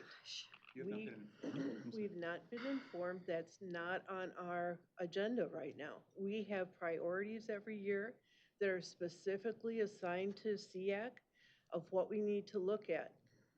Maybe it will come down the road, but for this year, we are working very fervently on least restrictive environment.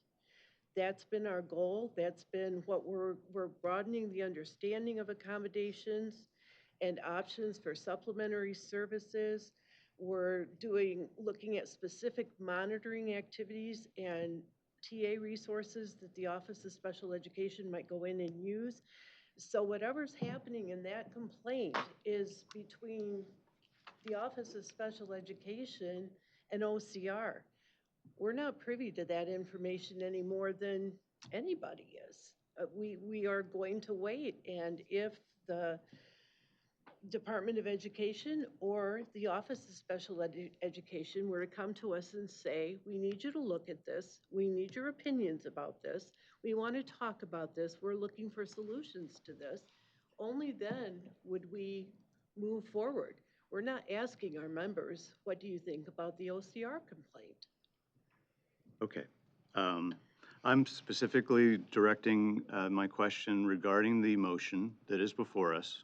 So what I was asking, the people that are being put forward, I mean, I would like to know where they stand on what happened. If SEAC and if these members that are being proposed had no problem with how special ed kids were treated by the state, by MDE, during COVID and post-COVID, as far as making up, the learning loss, then I certainly would vote no on those members during, for this vote. The fact I'm understanding, we don't know how those members viewed, the treatment that special ed kids received during COVID and for making up learning loss. That is why I was more interested in tabling until I could get that information before me and make a good judgment on those folks. I'll reserve my thoughts about the current SEAC and when we talk about the annual report, if they also don't have, what you said here about they don't apparently read the papers or anything about what, how the superintendent has kept us in the dark and kept others in the dark about the complaint, but I certainly would be voting no. Okay, there we go. Thank you. Ms. Snyder. Okay, I want to first be very clear and positive about the duty and purpose of SEAC, and just state out loud that I believe that the nominees that you want us to approve are here to do the right thing. They are here to support and serve students with special needs.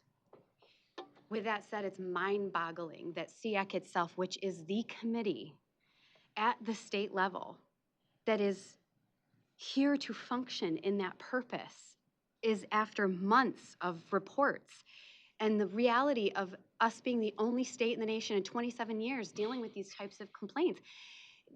You're fully aware that MDE has said, nope, it's not a problem, we're not gonna address it. And the federal government's not gonna let us get away with that. And today you sit before us and say, we don't know. Okay, so that proves the reason why we should table the motion, why we should bring these forms back on the nominees, give them an opportunity to be briefed with the problems that face special education in Michigan right now. And then you can actually function within the functions that you say exist within this mission, right? Function 4, advise the state educational agency in developing corrective action plans to address findings identified in federal monitoring reports under this part. And yet it's acceptable to sit here and say you don't know about them and you haven't been briefed about them. How can you provide corrective action plans to address the findings that you are unaware of? How is it acceptable to bring forth 15 nominees if you as the leaders of this committee say you're not aware of it? How do you assess nominee qualifications in that respect? How do you assess who we support in that respect? It doesn't make any sense. Comment publicly on rules or regulations proposed by the state regarding the education of children with disabilities. That's function 2. That would mean you would have to acknowledge the fact that rules and regulations were broken during COVID, and that's why these OCR complaints exist before us. That's why the federal government is investigating, and they're not giving up just because we want to say, yeah, poo-poo. We don't need to provide a plan of corrective action like every other state. We'll just sit here and be dragged through the mud and let our students flail, I guess. This is ridiculous. And then function 1, advise the state education agency of unmet needs within the state in education of children with disabilities. That is literally happening by everybody but you. Everybody but us. Everybody but you. And we can't even sit here and say, yes, paramount to parliamentary procedure is effective deliberation. Effective deliberation means that we actually function according to what we say we function. We actually function within the mission that we have. So you want us to make a decision today when we were very clear a couple of months ago, give us more information. You need more information. How could you present 15 nominees if you don't have that information? It's mind-boggling that it's okay to sit here and continue this hogwash. It's like the best way to say it without cussing. So no, I'll be passing, and not because I don't want to support the nominees that we need to actually represent our students with special education. Okay, thank you very much, Ms. Snyder. Ms. Rink, did you have something to share? Yeah, I did want to clarify that when the initial complaint was filed, we did talk to SEAC about what the initial allegations were, and we explained to them the context of that initial complaint. When it went to the next level, which is consistent with the administrative procedures, into a lawsuit, we are no longer able to talk about it. And so we aren't talking to current members, we're not talking to prospective members, we're not giving details, we're not talking about it at this point. We're letting the process play itself out. Okay, then I have one very specific question. Were you ever asked at any point in time before it entered the lawsuit that you now cannot talk about it? Were you ever asked to engage in developing corrective action plans, which is what the federal government asked our state for? So those That's a yes or no question. No, it's not. Yes, it is. Were you ever asked to participate? It's not a court of law. This Congressional is hearing. congressional hearing. This is our responsibility. I'm asking a question. Were you asked to participate in a corrective action plan in relationship to these? There are no corrective action plans against the Office of Special Education regarding special education. So any corrective action would be a result of monitoring of the state office agency. There has been none, and so there are no corrective action plans existing. The OCR complaint did ask for a response, which would include corrective action. To be clear, if I could, okay, we are a field. You have indicated that you are going to vote against these nominees. No, I have You have had questions the I want You have had answered. the opportunity to ask your questions. This is about the nominees. There are 15 in front of you, and to this date, you have not shared a single question about a single nominee, two of whom are before you today, one of whom is sitting next to You you. haven't given us the forms on the nominees. Okay. That you have, but we don't. I beg your pardon. When You were said you did not share them with us. I beg your pardon. Ms. Shrewsbury, the board received the SEAC materials? It came with the board packet, it's attached to the board memo that Ms. Evans sent to them last week. Right, Thank with you very much. bios, Okay. but not Okay, the so you have- information you received. So I beg your pardon. You have received information, as you had previously, about each of these nominees, number one.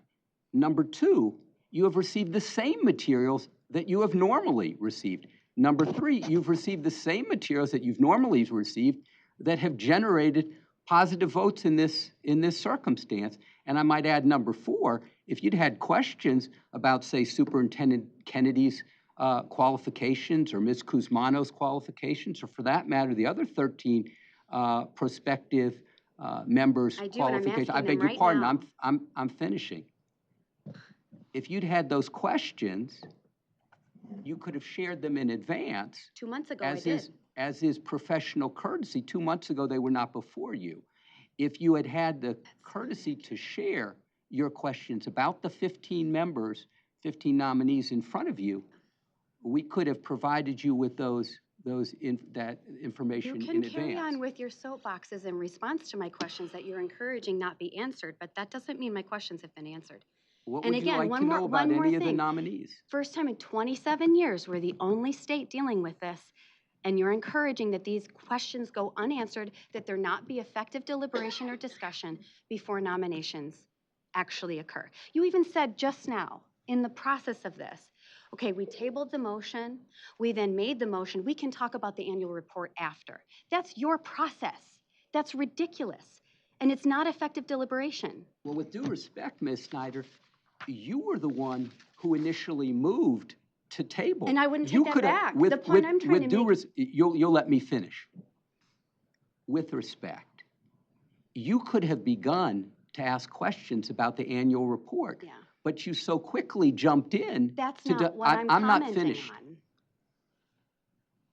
You moved to table, and we considered your motion. Yes, that's not what I'm Perhaps commenting you'll on. think more carefully. Perhaps time. present the annual report and have effective deliberation and encourage questions actually be answered before you move the motion at all, regardless of my tabling. And I still think it should be tabled. I understand. We have a motion before the board to move the 15 nominees. We have a second associated with that. Do we have any other discussion on the motion to move the 15 nominees for SEAC? Senator Bullock had. I digress. Okay. Hearing and seeing none. Ms. Evans, a roll call vote, please. Lipton, Yes. McMillan, No. Pritchett, Yes. Pugh, Yes. Robinson, Yes. Snyder, Pass. motion carries. Okay, so we have approved nominees. Any questions on the annual report as presented? Yeah. Please. So, Ms. Pettit, I guess I'll ask again, because this would be the appropriate time to ask about SEAC as a whole. We were just informed by Ms. Rink that SEAC was informed before the lawsuit, or before it became something that could not be discussed. The SEAC was informed of the complaint. And this complaint is a huge complaint. And, you know, I find it hard to believe that nobody on SEAC, I mean, quite frankly, I saw the memo from the state, from MDE, telling locals, you know, you don't have to give compensatory services for lost learning during COVID by special education students. I mean, you know, you're supposed to, you know, look at that. One of function 2, comment publicly on any rules or regulation proposed by the state regarding the education of children with disabilities. I mean, when that was coming out, you know, that's a huge deal. Whether or not compensatory services should be provided by the locals, you know, did SEAC weigh in on that? For you know, for lost learning during COVID by special education students? That was guidance for development. Yeah, so that was guidance that we were putting out during the pandemic to explain different options that districts had. I don't know that SEAC weighed in on the guidance that was issued by the office. So that's not considered a rule or regulation? No. The rules or regulations relate directly to the Michigan Administrative Rules for Special Education. There were 3 rules that went up for public comment this year, and SEAC was invited to make any public comment that they wanted to on those 3 rules. Those were listed in the annual report, so you can go back and refer to that, but they had nothing to do with the OCR report. They were changes that were being made in the MARS, Okay. and anybody had the opportunity to be able to. And I guess when Ms. Rink or the state provided the information to SEAC regarding the complaint, before you know, it was in a situation that they couldn't be discussed publicly, was there anybody on SEAC that was concerned that you know, perhaps compensatory services were not provided to the tens of thousands of special ed students as a result of the learning loss during COVID? That is at least the claim. Isn't that a pretty important claim? Wouldn't you suggest that's an important claim that, you know, that was being made, that was brought before SEAC, that, you know, tens of thousands of students were denied compensatory services by the state for the learning loss during COVID? We were not asked for our opinions or thoughts on it. We were just told what was happening at the department. So you couldn't pass a resolution saying, you know, I mean, so is it just a rubber stamp? I mean, what do you guys do that actually helps kids with disabilities? What we do is at the end of every year, we sit down with the SEAC members. We talk to the Department of Education, specifically Dr. Harmela's group, and certainly with the Office of Special Education. And we say that these are all the things that have been identified. So what should we focus on? Because we can't focus on 10,000 things. We need to get our priorities down to 2 or 3. And those are the priorities then that the group as a whole votes on to move forward on for the following year. And that's how we come up with our priorities every year, with the input from the department and the Office of Special Education. Okay. As far as personally polling each of our members, we've never done that. We're not going to ever ask them. We try really hard to work as advisors and not as advocates. And we talk to our people a lot about the difference between those two. We share a lot of things that we wouldn't necessarily want to make public because that's how we learn. That's how we bring things to the table. That's how we find out about more things. But we've never asked anybody what their political affiliation is or what do they like about special education, what don't they like. It's based on conversations that are brought up because of the needs that are determined by the members and these two departments. All right, well, I can only hope that Function 4 advise the state educational agency in developing corrective action plans to address findings identified in federal monitoring. I can only hope that you guys will finally get engaged when the state is found, you know, for some reason, we're the only state in the country that refuses to actually come to the table and negotiate toward a solution for students, you know, for compensatory services due to learning loss from COVID. And I just can only hope that you will be a part of that. I find it unacceptable. I mean, I'm just searching Lansing, trying to find people who care about this stuff that happened, and it's just hard to find anybody. And I was hoping an organization that had special education advisory in their name would at least care about what happened during this learning loss and the failure of compensatory services to be provided. But apparently I have to keep searching. Thank you. Okay, thank you, Mr. McMillan. Dr. Pugh. And you've gotten your buzzwords out. I'm sure that the media has them captured. My question is, when it comes to Function 1, advising the state educational agency of unmet needs, does the advisory committee usually get information, like a pulse of what's going on and what they're hearing are issues, and then they bring those issues to the department? Both the department and the Office of Special Ed are integral in every single meeting we have. So any time that we talk about unmet needs of children, they're aware of what those unmet needs are and what our different members are saying. That's the opportunity for them to be able to speak to what's going well, what's not. And then we move on from there. The protocol is to make sure that they're aware. So if there are unmet needs that someone is raising or issues that someone's raising, then they typically come to you, and then you bring them to the department.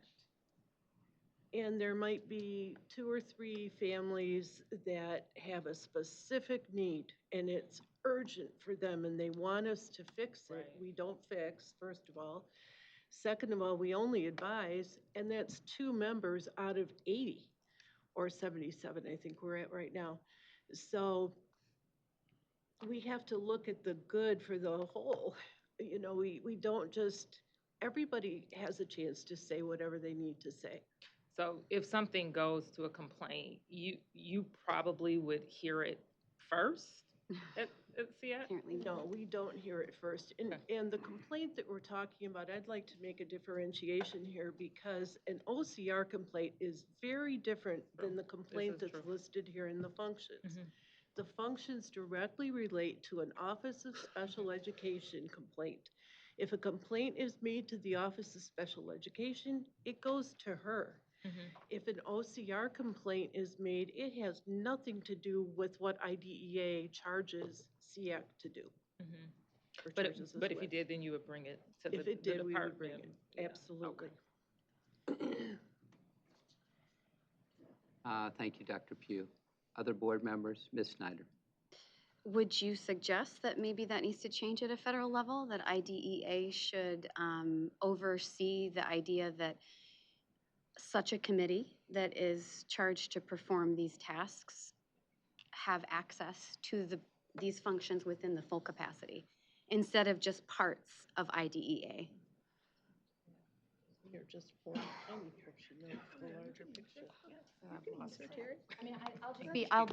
I'll make a statement alongside it with that question. Is it seems very ineffective to have the only committee that exists within the state education agency saying, we don't really address that part. That seems very ineffective. And I wouldn't want that ball in any other court. I would want that in your court, and I want it to be effective governance and expansive, right? Instead of coming to the table here, having this discussion, whether you're here, you're with the legislative branch, or whoever you're sitting down with, to say, yes, I oversee special education through committee work, but not that part. Like, you should oversee the parts. Let me explain a little bit, hopefully more succinctly. When Ms. Tilley talks about wanting us to come and share what we do, she had heard us talk a lot about we are advisors, we are not advocates. As a group, we are advisors. So SEAC works as an advisory committee. We advise you if there are, we advise you through the recommendations made through our annual report. If there are any needs that come to our table, they're discussed with the Office of Special Ed and with Dr. Harmela's office. So we do take care of them that way. It is then the role of each member to go and share what they want to share with their constituent groups. We have several agencies, state agencies. We have a number of organizations that are involved in special education in one way or another, whether you're an administrator who is going back and giving information to the other administrators in your district, and then it's the dissemination of information. And then anyone is able to then advocate and fight for a cause, or say, I think SEAC should be doing this, or I think the Office of Special Ed should be doing that, or I think MDE. But that's not our role. So, to be very clear, your role is IDEA specified, correct? Yes, it is. Okay. So the problem of you not addressing OCR complaints could be addressed in federal statute, correct? Okay. You said you can't address 10,000 things a year, understood. Have you made it the OCR complaints or any unmet needs of children with disabilities that stem from the OCR complaints one of your priorities for this next year? We have not, because we haven't heard what those complaints are. When this is all said and done, my anticipation would be that we'll hear a lot about it at that point. And at that point, that's when we're going to take those needs and say, okay, what do we, as an advisory committee, need to do? What do we need to bring back to our State Board of Education members? What do we need to take back to our constituents and say, hey, this is what we need to do? I would we're not argue- at a point yet that we can do that. Understood, and I would argue that persevering through this conversation has brought me to a place that I think one of the biggest ways that things can change is that IDEA statute at a federal level needs to be expanded to make sure that the committee that you serve on is not kept in the dark about OCR complaints and is charged with the responsibility to correct through action in an immediate fashion, right? Because when you think about what this relates to, which was compensatory services as a result of COVID, this is not something we can, when all is said and done, right? Like that language is very much associated with a length of time has passed. And these students, what do they do when that length of time passes? And the structure of the governance and the statute itself doesn't actually prescribe true resolve for them. So, I mean, I would argue that maybe the federal statute needs to be expanded to make sure that committee work is consistent with the full breadth of special education services at the state level. It just, again, I think that the emotion around this conversation is that you really shouldn't be presenting to us that you don't know anything about it and you'll wait, right? The response should be, yes, I've been briefed and we're working on it. Okay. Anything more on the annual report? Yeah, On 30 the seconds. on the annual Yeah, 30 report, seconds. because this has really Yeah, been just 30 seconds. No. meandering. No, that's fine. Yeah. I think you should look at what's in the complaint. I'm surprised that you haven't. You could just Google it. I just did. It's alarming. It's extremely, so you can see what it is. It's out there. Chalkbeat, Bridge, others that, are concerned about education. And then just, I just Googled it and it's the Fed's linked to it as well. So it's there. I would encourage you guys, again, I'm disappointed, but I don't want to go into that it hasn't been discussed it's been out there for quite a while now. But yeah, I would certainly, you can see it. Okay. Anything more on the annual report? Dr. Pugh, anything more? Nope. Okay, very good. Thank you very much, presenters. And we look forward to hearing from you in the future. Board, we are at 3:06. We're at that point in our agenda where we hear the report of the State Board President. Madam President, what do you care to share with us today? Welcome back, Tom and Nikki. And congratulations on your win. I've had the opportunity to reach out to the two of you, and that is a public congratulations. So just want to, have this opportunity to applaud the significant achievements made by the Michigan Department of Education, to the staff. And, we still have to emphasize that there definitely is a need for civility, for focus, and a steadfast commitment to our children's education.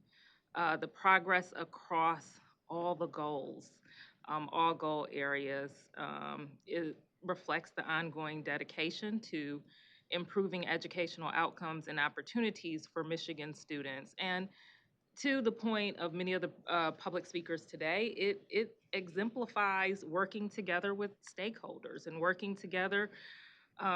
Just a few of the goals. I could list all of them, but expanding secondary learning opportunities, improvement in health, safety, wellness of learners, which when I talk to colleagues across the country, they're impressed that we're even monitoring that. But to look at the improvements, including the daily free breakfasts, and the helping professionals, the dollars that we've together worked to make sure that we are have those dollars on a recurring basis, that they even exist.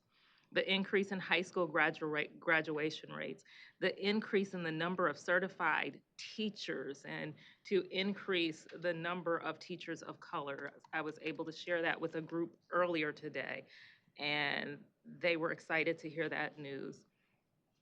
But it is important that we continue focus as these successes come at a very critical juncture.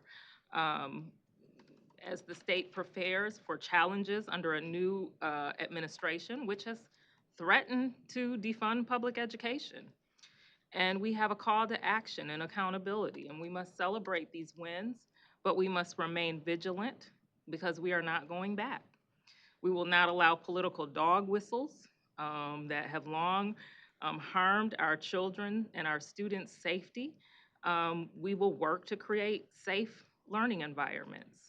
We will not tolerate efforts to erase or distort history in our classrooms, because education is about protecting and empowering all children, regardless of their geography, race, ancestry, gender identity, with the resources and knowledges they need to succeed.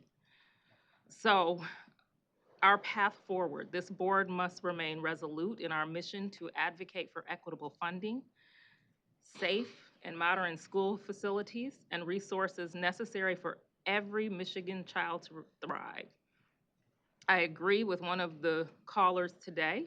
It is time to set politics aside and focus on the future of our children. During the 20-year period from 1995 to 2015, we've heard Dr. Rice say repeatedly, and we see the fruit that has been born from it, that Michigan was dead last in the nation in total revenue growth, inflation, considering the adjustment inflation.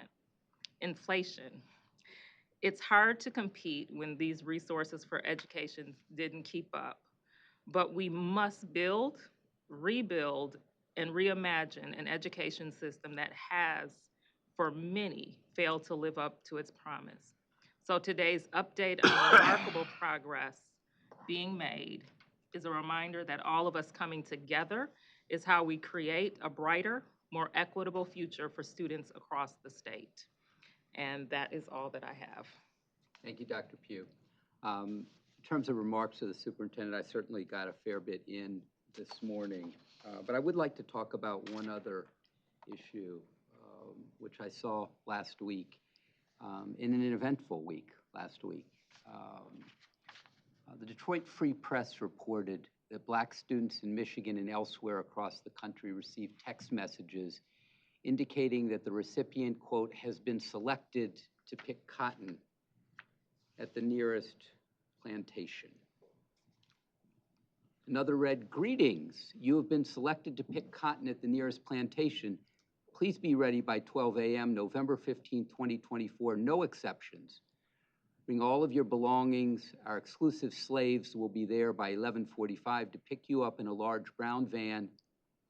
Be prepared to be searched and patted down once inside of the plantation." A follow-up text read, "Please note that anyone who runs away or doesn't show up will be killed." Politics engender strong emotions, but it is never acceptable for children to be bullied or cyberbullied or made to feel fear or made to feel unwelcome. We have an anti-bullying law for a reason. Children deserve to feel safe and welcome in their schools. They have the right to feel safe and welcome in their schools. Educators have the responsibility to provide safe and welcoming environments, and Michigan educators take this responsibility seriously for all their students: white, Black, Latino, Indigenous, Asian, multiracial, poor or wealthy, recent immigrant or longtime citizen, with or without a disability, English learner or not, LGBTQ+ or not. As the board is aware, we have a Michigan Student Advisory Council drawn from students from across the state, formed in the wake of the murder of George Floyd in 2020. Last year, our Student Advisory Council finished a short, powerful guidance document on so-called safe spaces, a how-to guide for educators and students who recognize the importance of spaces in schools where children can discuss among themselves challenging topics with which they wrestle in their daily lives, including, among others, race and racism, sexual orientation, gender identity, and mental health. It's a new moment in American politics, or a new old moment in American politics. But this moment should not signal open season on particular groups of children to marginalize or stigmatize or ostracize or otherwise other them. Michigan educators educate and support all children, no exceptions. To all children, we see you. We stand up for you, no exceptions, and no changes to that support with an election cycle. Thank you. Now, board, will move on in our agenda to the report of the Teachers of the Year. Pardon me?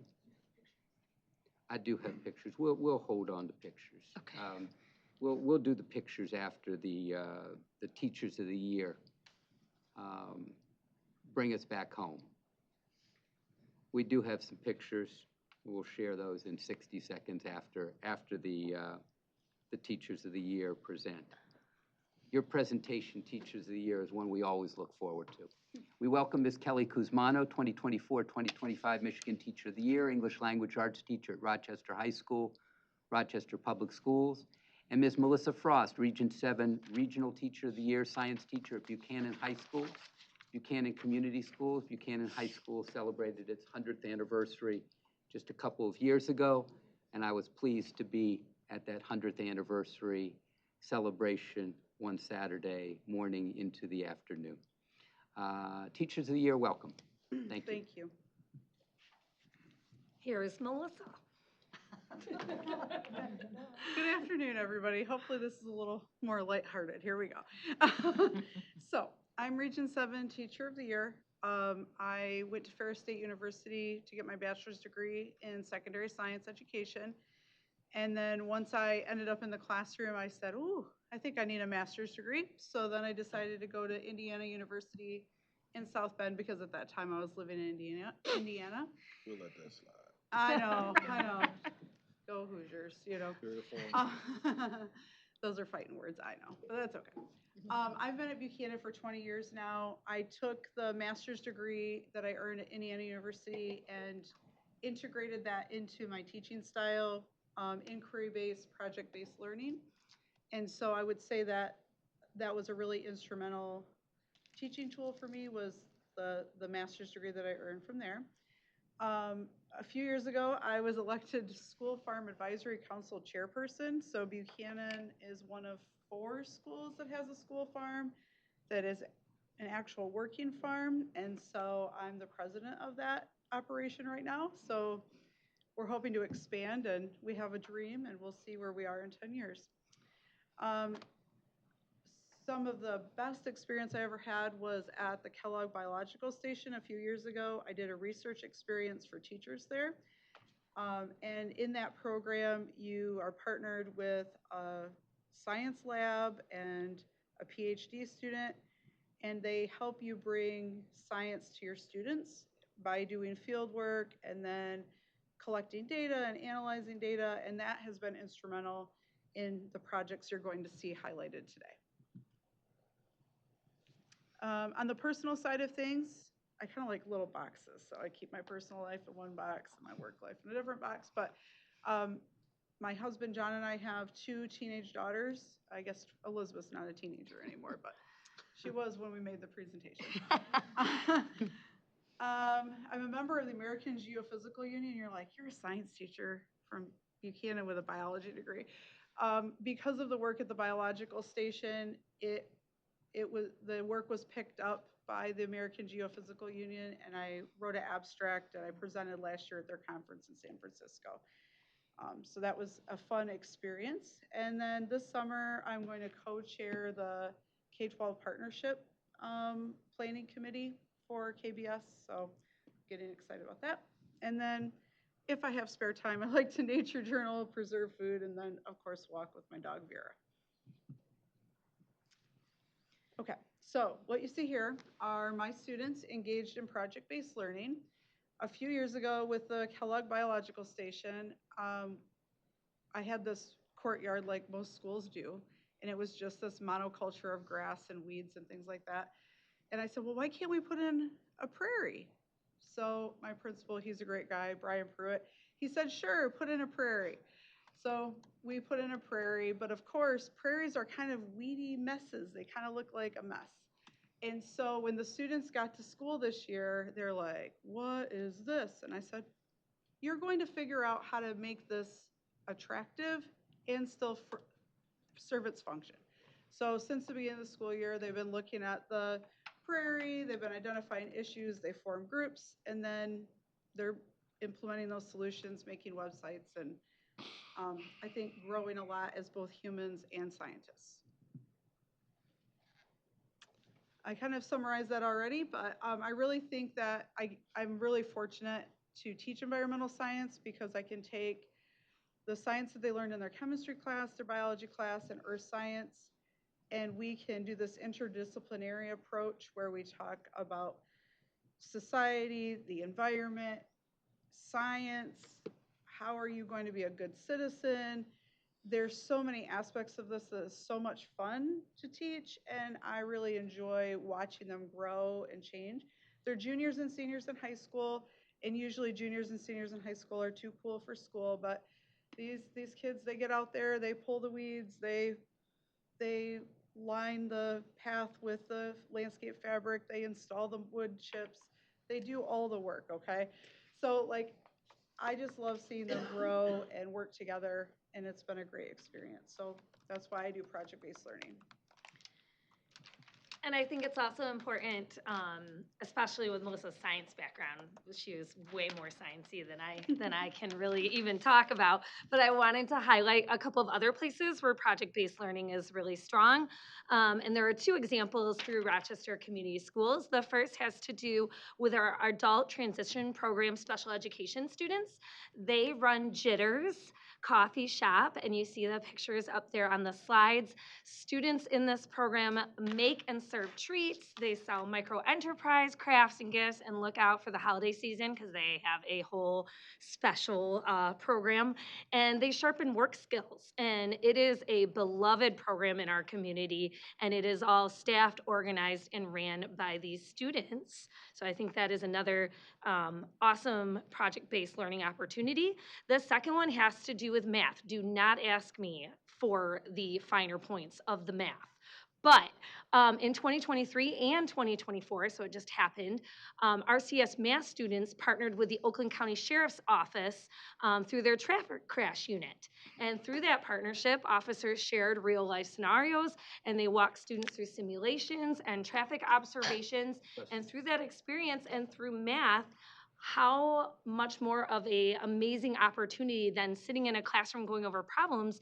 They were able to, within the project, look at the dynamics of traffic crash reconstruction. They collected data, they calculated road friction, speed, braking, all those other things, and hopefully learn to be better drivers in the parking lot, although that remains to be seen at this time. But I just think it shows you that project-based learning can be in every subject in all sorts of ways. So before COVID, before BC, right, I was ready to be done being a teacher. I had it. And then COVID happened, and I knew I needed to stay a teacher because the students needed people like myself that are so passionate about teaching and learning and making sure everybody has a voice and everybody has access to high quality education. And that happened at the same time I got my position at the biological station. And so for me, project-based learning is a defining moment in my career. There's the before and there's the now. And I wish I would have found it sooner, but maybe I wouldn't have been so great at it because now I have a lot of experience and I can use my resources. So in the classroom, there's no better day than a day spent in the prairie watching the students grow and change. The collaboration among my fellow teachers within my district, this has been phenomenal. It's a small district. Sometimes I don't get to teach environmental science. So another teacher has to take what I've started and they have to keep it going. You can't do that unless you are collaborating. So this project-based learning really pushes that forward. And then my professional growth. The RET is kind of just the beginning of that, but every single day students bring me things. I have no idea what the answer is. We're all doing this project together. So we research together. We find the best solutions. What are the benefits? What are the risks? They all want to burn the prairie. It's in the middle of the courtyard. Do you think we can burn the prairie? I don't think so. So that's a big deal, right? And so like, I said, write a proposal. What can happen? They'll say no. So professional growth. Here are some of the tools that I have used along the way to build my project-based repertoire. John Spencer, he's an author from Michigan, and he has this elaborate launch cycle where he really thinks that we jump in too fast as teachers into the ooh, let's solve the problem. But first, there's a lot of questions you have to do. There's a lot of research. And then one of the things that sometimes lacks in project-based learning is like a launch of like really getting your product or your project out there. And so for my students, they're working on a live website right now where they're updating their research and what they're finding. But then we're also going to present to our Board of Education, the Senior Center in Buchanan, and then we'll go to our Fernwood Botanical Gardens and do a little workshop there where we present our work in the spring, and that's really launching your work, is like showing it to a broader audience. But these are some of the resources I've used along the way to build my my library of resources. And there's not just professional learning. We know that students really engage, and there is research to support that. The quote on the slide that researchers found nearly half of students in project-based classrooms passed their AP tests, and not only that, they outperformed students in traditional classrooms, and those gains held no matter if they're from a low-income household or from a more affluent household. So it just shows kind of the strength of project-based learning and the value for both teachers and students for increased academic outcomes. And then some final thoughts. Today we've heard a lot about teacher prep programs. Grand Valley State University has added a project-based learning set of courses to their teacher prep program. And I hope that students take those classes and they take those lessons and they transport them into the classroom. I really think in kind of the world of AI where you can Google any answer, you need a project in front of you. You can use the information from AI, but how are you going to use it to change the world in front of you? That's something the computers can't do yet. And so I think the project-based learning is a great way to kind of offset all of that AI push to take away the creative side of students. And kind of my last thing I want to talk about is equity in the classroom and how project-based learning has brought some equity to my room. So I have a student that has cerebral palsy and he has very limited mobility sometimes, so he's in a wheelchair. And in the Prairie, when it was originally designed, we didn't have any paths. So if we go do sampling, he's limited to just the edge. And so he was really passionate about putting in pathways, and so were other students in the class. And the thing about this is that the students that are able-bodied, they kind of had picked on him when he was younger, okay? But he became the expert in American Disability Act, pathways, accessibility, and things like that. So he held roundtable discussions with the students about how wide the paths had to be, the steepness of the path, and the students listened. And now, instead of adversaries, he has advocates in the building for him. It has transformed his experience in the hallway, in the lunchroom, and in my classroom, okay? It's just one example of how project-based learning can address equity and bring everybody together to make a more equal and accessible place for everybody to go to school.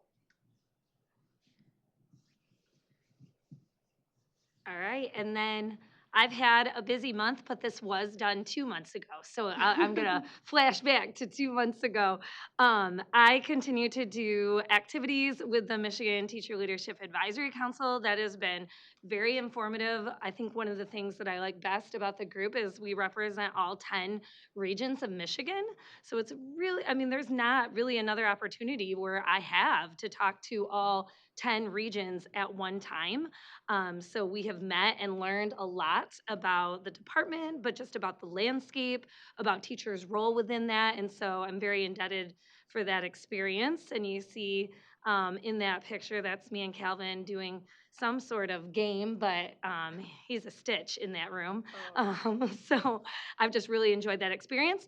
Also, as the Michigan Teacher of the Year for this year, I have a seat at the Special Education Advisory Council meeting or committee meeting. And I was lucky enough to be in the room in September when they had their initial meeting. I think something incredibly transformative to me was seeing all the stakeholders in that room. Just the amount, the depth and the breadth of the experience, the groups, the parents.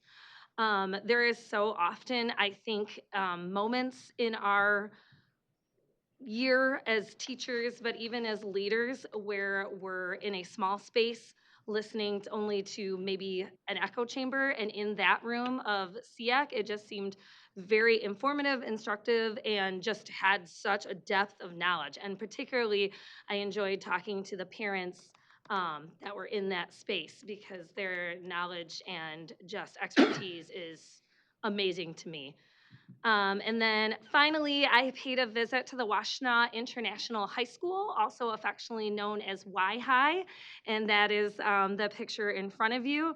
I think, again, the diversity of schools cannot be underestimated in Michigan. And so one of my challenges for this year was just to get into as many of those spaces as I could.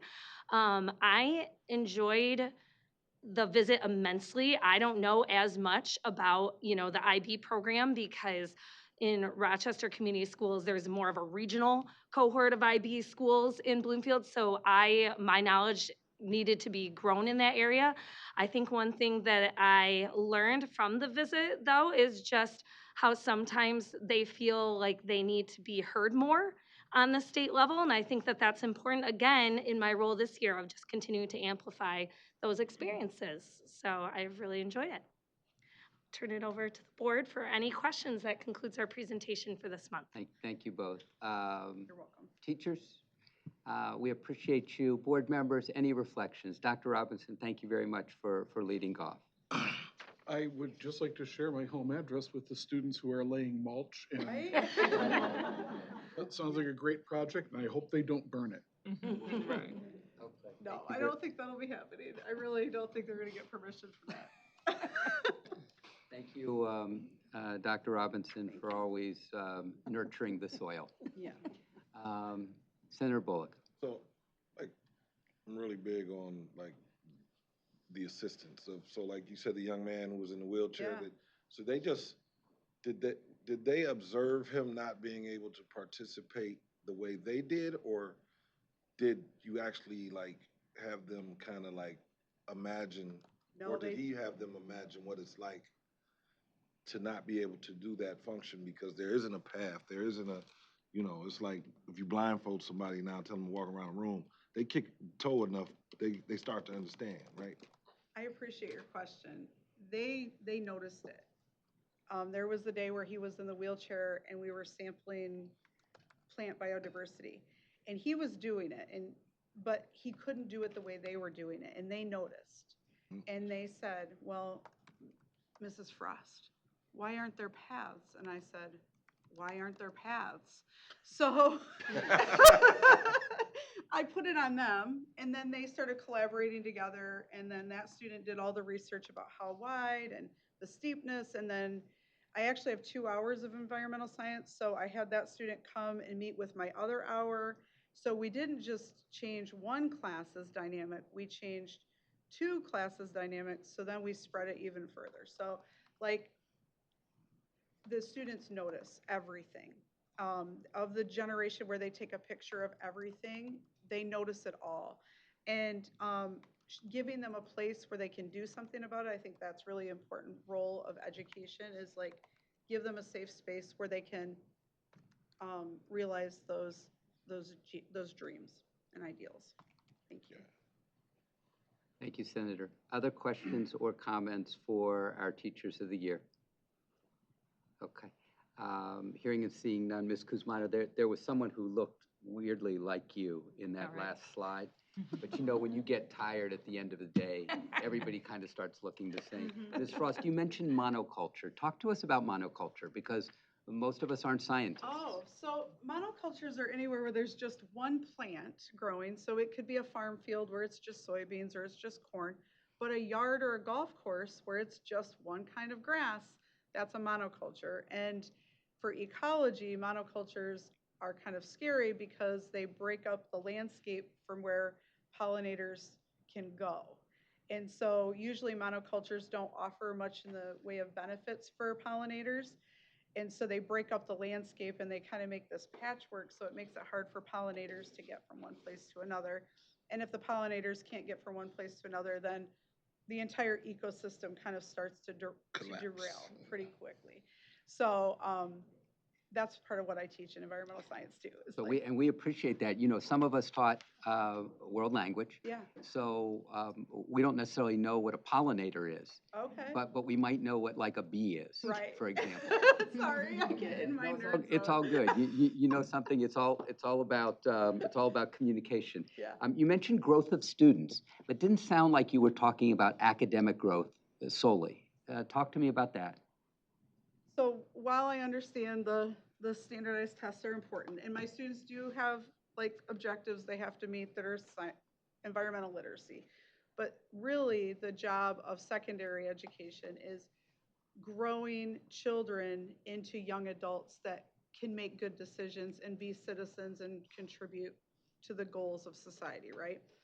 And so watching students go from being 8th and 9th graders, where they they don't know how to write sentences, to 11th and 12th graders where they're making websites, uploading pictures, they're commenting on systems and how you can improve a system, that growth is immense. And so I feel like I'm in a privileged position because my building has 8th through 12th grade in it. And I get to access all of those kids. And so watching that developmental growth, social, emotionally, and academically is one of the best things about being a teacher. Thank you for the question. No, and I appreciate you sharing that because, you know, a lot of us come late to the notion of whole child.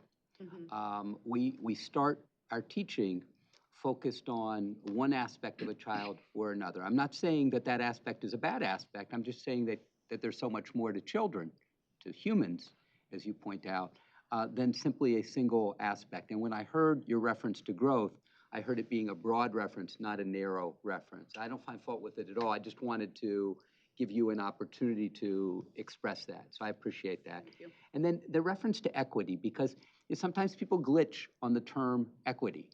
But I was in Buchanan. Yeah. I would describe, well, you know what? You teach in Buchanan. Talk to me. How would you describe Buchanan? Let's see. Buchanan is rural. Okay. It made Mitch Albom's nicest town in America a couple years ago in Reader's Digest. Okay. But it is a dynamic and diverse town. There's an affluent neighborhood, and there is a less affluent neighborhood, and there is diversity between races and genders. And I think that one of the things that makes teaching in Buchanan so special is we embrace all the different kinds of people that there are. And I think if you ever get to like go to our YouTube channel, you're going to watch some videos of kids and how they talk about Buchanan Community Schools.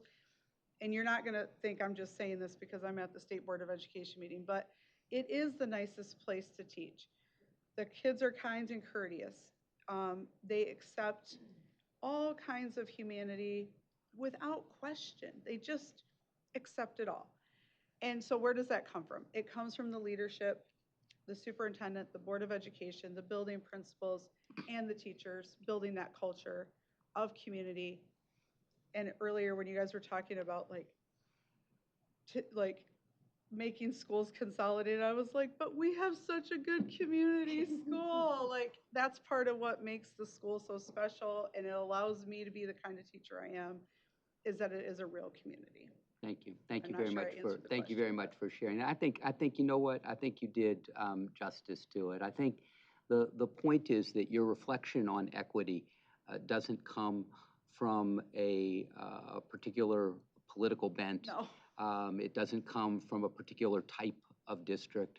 It comes from the heart. It comes from the notion of fairness. Mm-hmm. Fairness isn't found in one jurisdiction or another. It's not for one group of people or another. It's a broader value, and I think you expressed that pretty doggone well, and I appreciate that.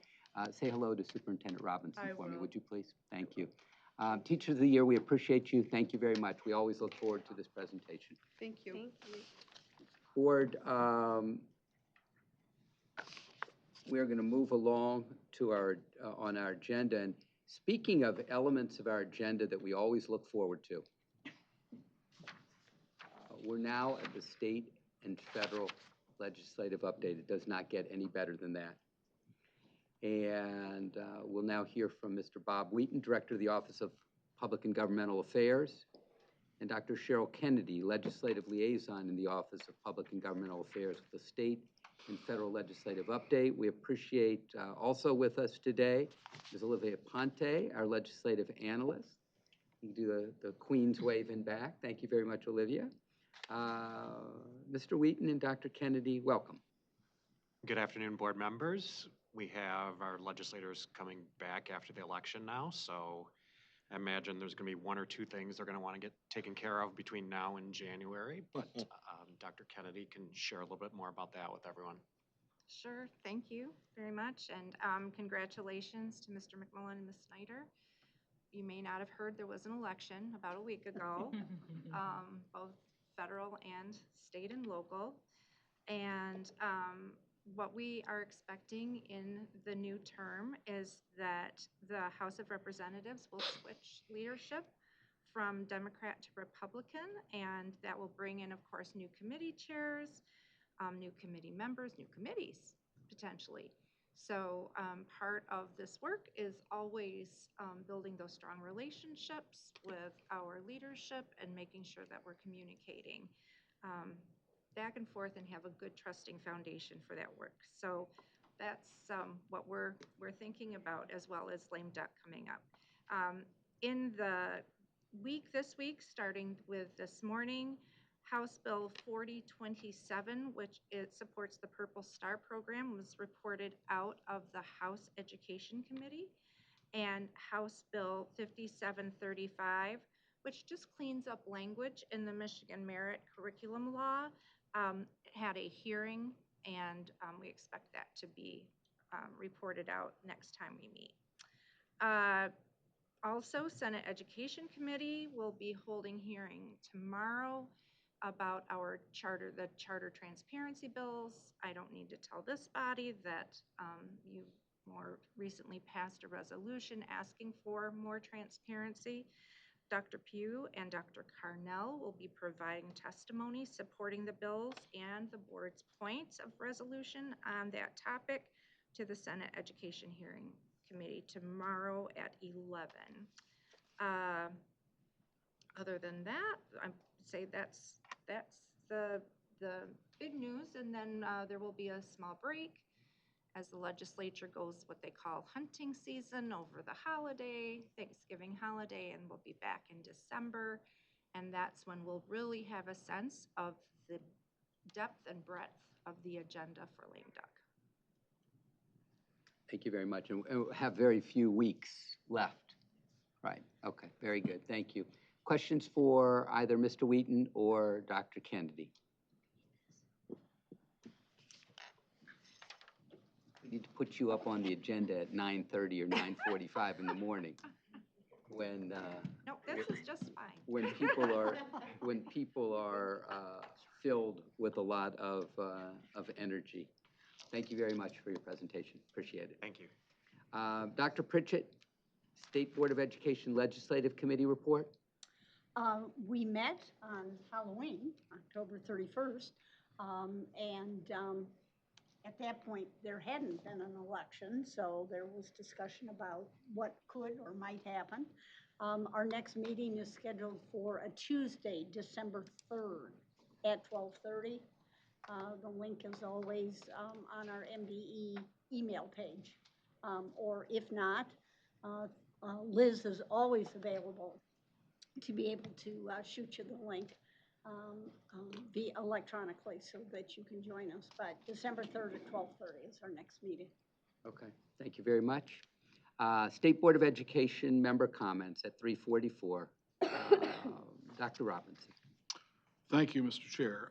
At two of our recent meetings, one of our board members made accusations that teachers in our state had been fired or left their positions because they were being forced to help young children change their genders, or had been told to place litter boxes in school bathrooms for children who identified as animals.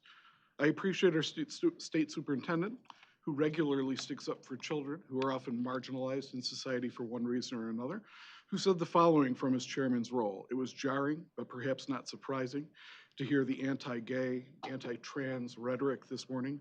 I'm proud of Michigan educators, including those in the department, and of the tremendous support of Michigan educators for Michigan students.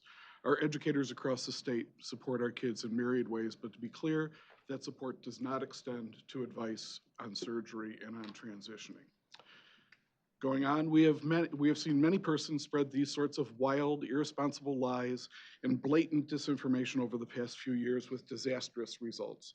This inflammatory rhetoric has crept into state legislature, town council, and local school board meetings, generating hostility and conflict, destroying relationships and dividing communities. Enough is enough. To be clear, no children are going to school as girls and coming home as boys. No teachers are forcing children to change their genders at school, and there are no litter boxes in school bathrooms. All of these ridiculous, obvious lies have been completely and thoroughly debunked. Their origins have been traced and discredited. Anyone who continues to share these hideous tropes either knows they are lies and doesn't care, or is unaware they are lies. Either way, it's a strategy designed to undermine the public's confidence in our state's teachers and schools. For these lies about our public schools and teachers to be spread by an elected member of the State Board of Education is especially egregious and calls into question not only that member's judgment, but their agenda. To that end, I'm calling on Board Member McMillan to either name names and identify the teachers who he claims have been forced to change children's genders and place litter boxes in school bathrooms, or issue a public apology to the teachers of our state for these vile accusations that could very well influence the less stable among us to attempt unspeakable acts of violence. Enough is enough.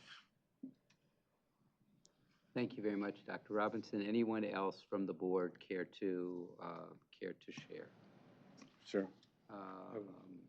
Please, Mr. McMillan. I didn't say those things, so we can rewind the tape. Not surprised that words are put in my mouth that are untrue. So I did mention litter box. I think I was talking about furries and things like that. There are those that occur around the country, but yeah, I didn't say somebody was fired. I said at one point, I don't know, over the few months, I said people are starting to quit because they're being told, kindergarten teachers are quitting because they have to, are being told that they have to ask the children, the kindergartners, whether they want to be a boy, be referred to as a boy or a girl to kindergartners, and they can't tell their parents that this is happening and that they are quitting. But I've never said anything about firing, and it doesn't surprise me that words are taken out of context or lied about. Thanks. Okay, thank you very much, Mr. McMillan. Anyone else care to share? Ms. Snyder. Just going to bat for Tiffany here. She drove to Lansing today and then could not get into the parking. That's happened to me probably 2 or 3 times before with the QR codes. I know that's nobody's personal issue, if you will, but it would be great to kind of solve the parking issues that we continue to have over time. I know she turned around and left, but it would have been nice to have her here. Thank you. We appreciate that. We'll let the Department of Technology Management and Budget know they do manage the parking lot. Anyone else care to share? Please.